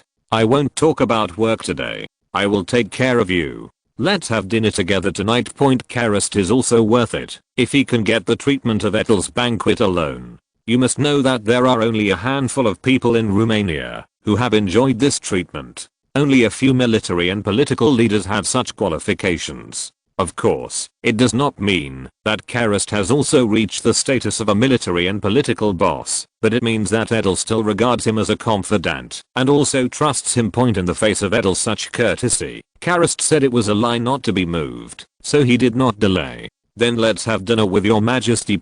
"Yeah, we haven't eaten for a long time." "Lunch is not too rich. It is steak, red sausage and mushroom soup. But everyone knows that dinner is not what you want to eat, but who you eat with." And Karist also knows that His Majesty has always been not particular about eating, so he is more focused on conversation. "Karist, I remember the first time we met, you kept a straight face and a serious expression, as if you were about to go to the battlefield." Edel casually talked about the scene where the two met for the first time. "Your Majesty, that's why I was too nervous." His Majesty was still the crown prince at that time, but he had a reputation for being young and mature. I was afraid that I would show timidity and affect His Majesty's sense of myself, so I had to do it. Ha ha ha ha. Hearing Karist's words and linking to the scene at that time, Edel burst into laughter. At the same time, he pointed at Karist and said, You were like a piece of wood at the time. When I think about it now, I don't know why I chose you to be my chief guard. This may be because of my eyesight. I thought you were someone I could trust at first sight. People. Sure enough, my feelings didn't lie to me. The conversation between the two made time pass quickly, and Edel did not speak until after the meal. "What's your plan when you come back this time?" Facing Edel's question, Karist answered sternly. "Follow His Majesty's arrangement. At present, I have a few preliminary thoughts, and I would like to hear your own choice." Edel continued. "The first is to use your experience in Germany. There is a vacancy in the government for the position of Deputy Chief Minister of Industry, who is in charge of industrial affairs. Then the military has a position as Director of New Weapons Research. You can also use your position in the government, the German experience. And then there's the fact that the head of the palace, Rickel, is getting old and facing the issue of retirement." In Edel's words, there are three paths in front of Karist: the army, the government and the royal family. As for the government, I believe that in the future, with his relationship with Edel, it is not impossible for him to be prime minister in the future, as long as he does not make mistakes. As for the army, Of course it is unrealistic to want to be the first in the army, but it is not a problem to become one of the giants by virtue of the close relationship with the king. As for becoming the head of the royal family, there is no more power than the above two, but the victory only needs to be approved by Edel, and things are much simpler. And in terms of intimacy, it also ranks first. And now Edel will give the right to choose to Karest himself. Faced with 3 different paths, Karest said without hesitation, I also know about Director Eagle. He is indeed old. I'm willing to help him next. After hearing Karest's choice, Edel said with a smile, well, since you have made a choice, then do it according to this. But now you need to go home to rest for a while, and your wife and children can be waiting for you at home. Thank you, your majesty, for your generosity. Hearing Edel talking about his wife and children, Karest's desire for home became stronger and stronger. Chapter 624 Air Force 1. A new day in Bucharest has begun. Ankara said goodbye to her family after breakfast and took a special car to drive to the Ministry of the Army. But before reaching the War Department, Anchorage's work began on the car door.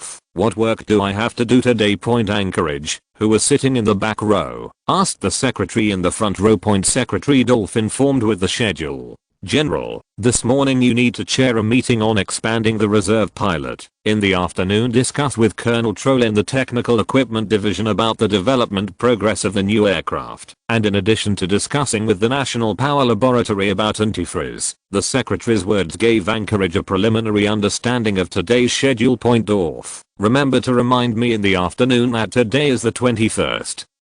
Anniversary of my marriage with my wife, Linda, and I will buy him a bouquet of roses. Okay, General. The secretary picked up the pen and recorded it rustling. Lieutenant General Ankara is the head of the Army Aviation Corps, commanding nearly 1,000 aircraft on and off the Army Aviation. And there has always been a desire in his heart, that is, to separate the aviation of the two armies into a new military service, the Romanian Air Force. For this reason, he has written many times to hope that His Majesty will support the formation of the Air Force, but due to various reasons, it could not be done. In fact, the Romanian Air Force was established very early in history. The Romanian Air Force was established in 1913 before the outbreak of World War I. Unlike in history, the current Romanian Air Force has been divided between the Navy and the Army. One of the reasons is that Romania needs to join World War I.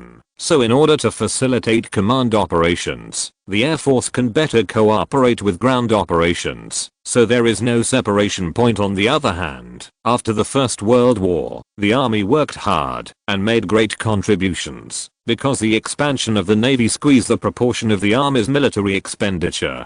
If the Air Force continues to be separated, the proportion of the Army's expenditure will be further reduced, which will increase the dissatisfaction of the Army. So Anchorage's wish has never been fulfilled. In a blink of an eye, the car drove to the War Department, and after being released by the guards, the car came to the front of the building. The War Department is a concave building, and the command structure of the Air Force is located in the building on the left. It consists of 8 departments: operations, organization, training, mobilization, intelligence, logistics, war history and personnel. Compared with many of the powers of the War Department are encroached on by the General Staff. Due to its professionalism and independence, Army Aviation still has sufficient rights as a controller. This can even attract the envy of the Minister of the Army, General Salamik.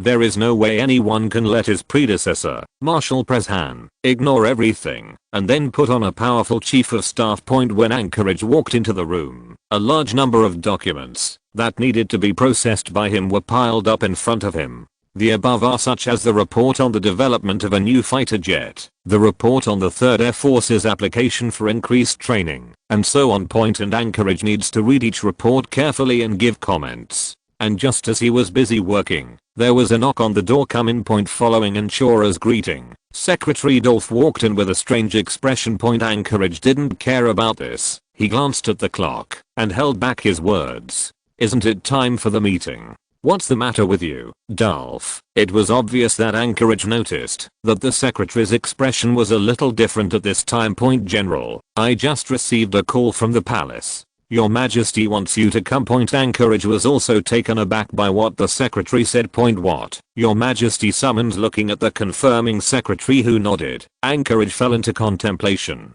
Could it be that the reports he has handed in many times have finally come to fruition? But I don't know if it's a blessing or a curse. Bring over the reports I made before and let General Morkov do the work for today's meeting. Anchorage, who was in a complicated mood, instructed the secretary while simulating in her mind what she needed to say to His Majesty. Meeting His Majesty this time, he had already experienced it many times in his heart. I always thought about it when I didn't meet His Majesty before, but when I really came, I was a little timid. When the troubled Anchorage met Edel under the leadership of the guards, he found that several reports he had submitted before were placed on the table in the hands of His Majesty. He also held a report on the future aviation prospect that he made inside the Army aviation. Edel put down the report and looked at Lieutenant General Anchorage with a nervous expression. I heard that you went to Italy to meet Dow yourself. As for Edel's usual words, Anchorage said truthfully, yes, Your Majesty. Before, in 1925, when I led a team to Italy for military exchanges, I paid a special visit to Dow and talked to him about his air superiority and many other books. Then do you think Duhen's theory is correct? Anchorage knew that the answer at this time was extremely critical, but fortunately he had done his homework before. Your Majesty, what should I say? His theory is correct and not correct. Edel heard this and became interested. Then tell me. Anchorage sorted out the language and said, Your Majesty, the emphasis on the Air Force in Dow's theory is correct. Because the Air Force will be an indispensable military force for every country in the future. With air supremacy, the enemy's air force and air defense can be limited. The combat activities of troops and weapons. To ensure the freedom of action of our own aviation forces, so that the combat operations of the Army and Navy can be effectively covered by air, and the important national goals are not seriously endangered by the enemy aviation forces. And that he is incorrect is also because the theory is that the Air Force alone can bring the enemy to its knees, which is a bit out of practice. So I also debated when I was talking with Dow, but in general neither of us was convinced.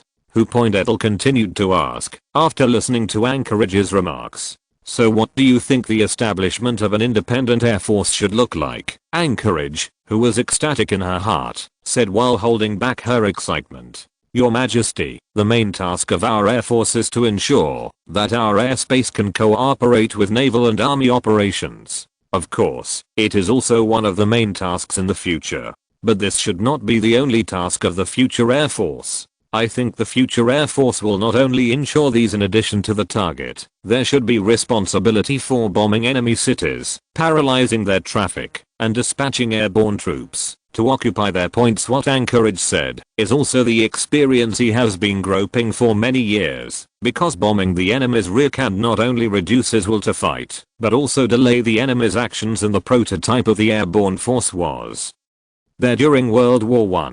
When two soldiers jumped off the wings of a biplane and blew up an enemy warehouse with some explosives, a move that caused a sensation at the time. In 1927, the Soviet Army used transport planes to airdrop troops in Central Asia, annihilating the Batuma rebels and other insurgents in one fell swoop, which was the first real airborne war to appear in 1930.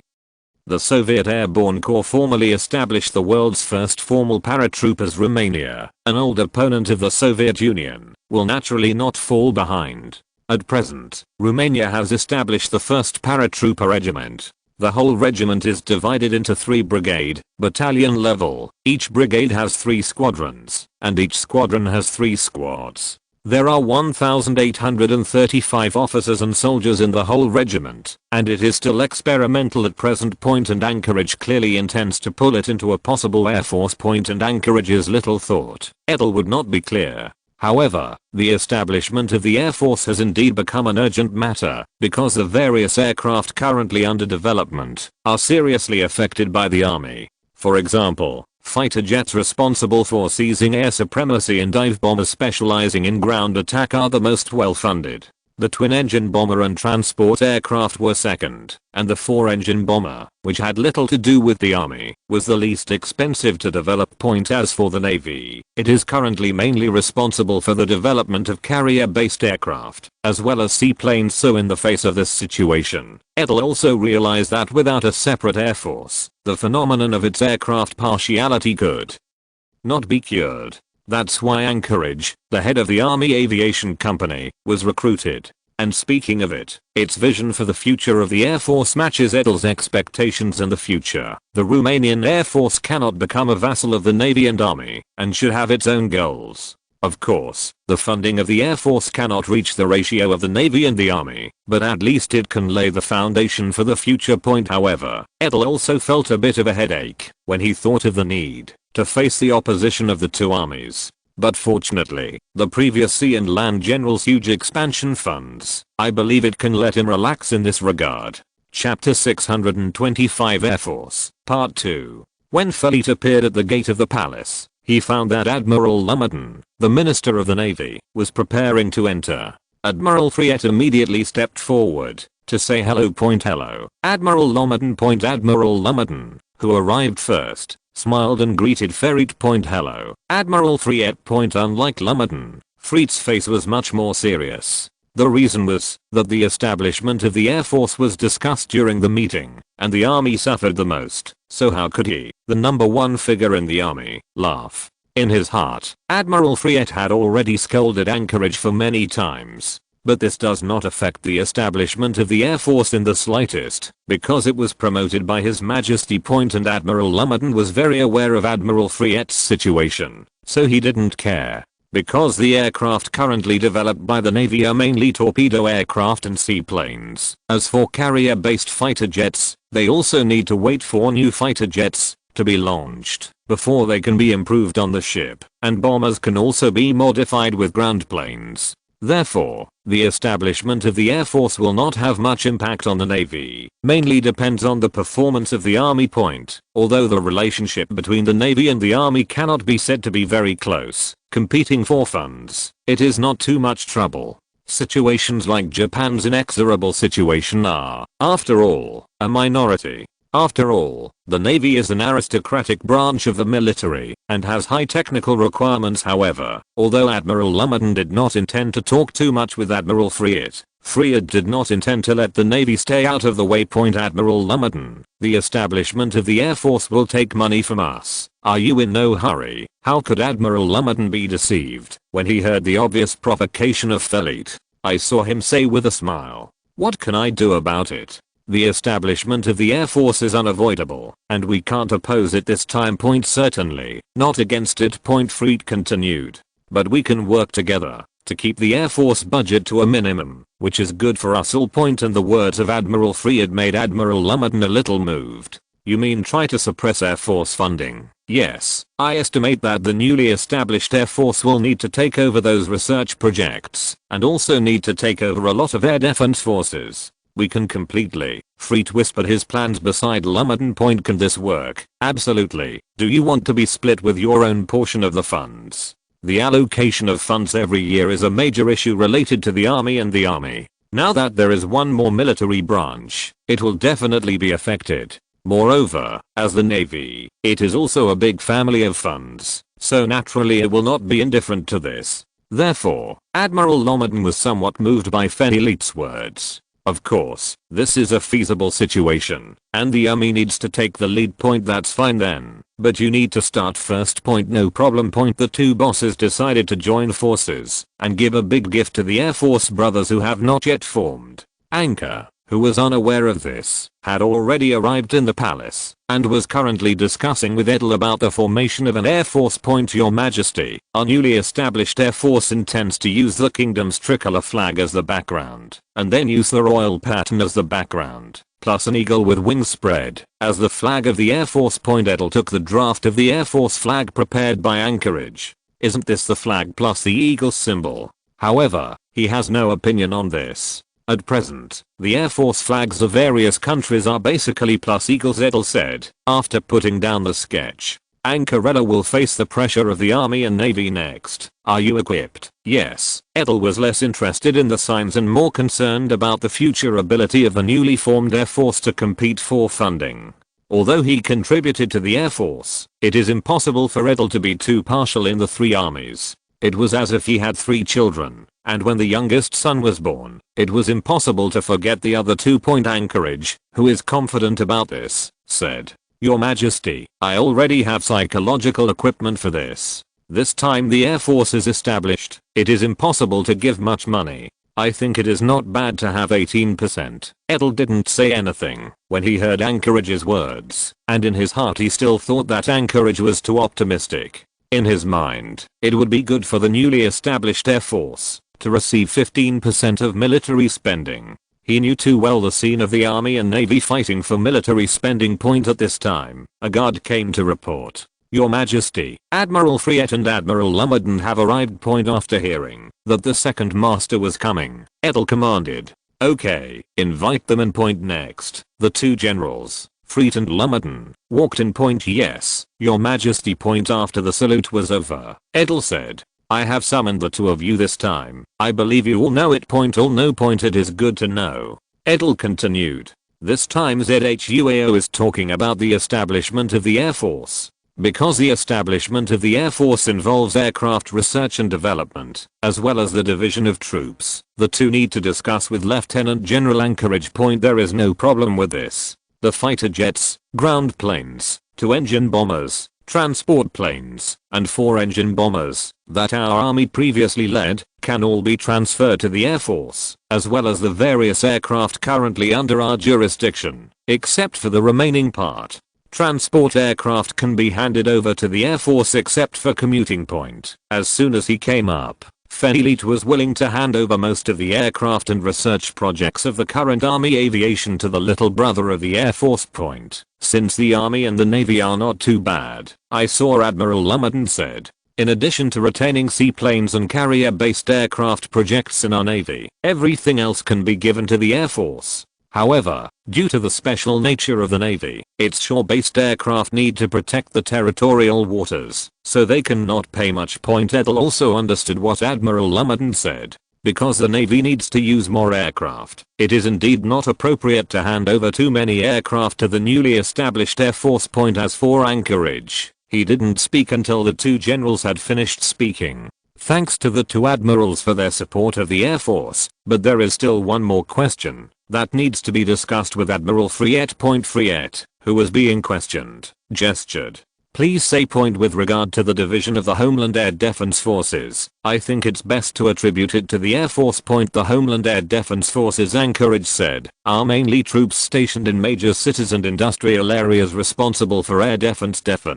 The unit originally belonged to the command of the Ground Air Defense Force, with companies, battalions, and regiments as the organization, and was responsible for providing ground air defense for the country. It is mainly equipped with 12.7 caliber anti-aircraft machine guns, and various anti-aircraft guns of 20mm, 40mm, 88mm and 105mm. Its combat personnel are 32,000, and they are under the command of 8 air defense commands. It is clear that Anchorage intends to bring this force into the hands of the Air Force. However, in the face of Anchorage's attempt, Admiral Friet said without hesitation, "As for the command and jurisdiction of the Ground Air Defense Force, I think it is better for the Army to be in charge, because its officer and soldier training has always been done by us, and it is also conducive to its air combat." It is obvious that Admiral Friet is reluctant to assign it to the Air Force, because if it is placed under the jurisdiction of the Air Force, then the funds must also go to the Air Force, which is not conducive to the subsequent competition for military expenses. In the face of Admiral Friet's reluctance, Anchorage was naturally unwilling to give up.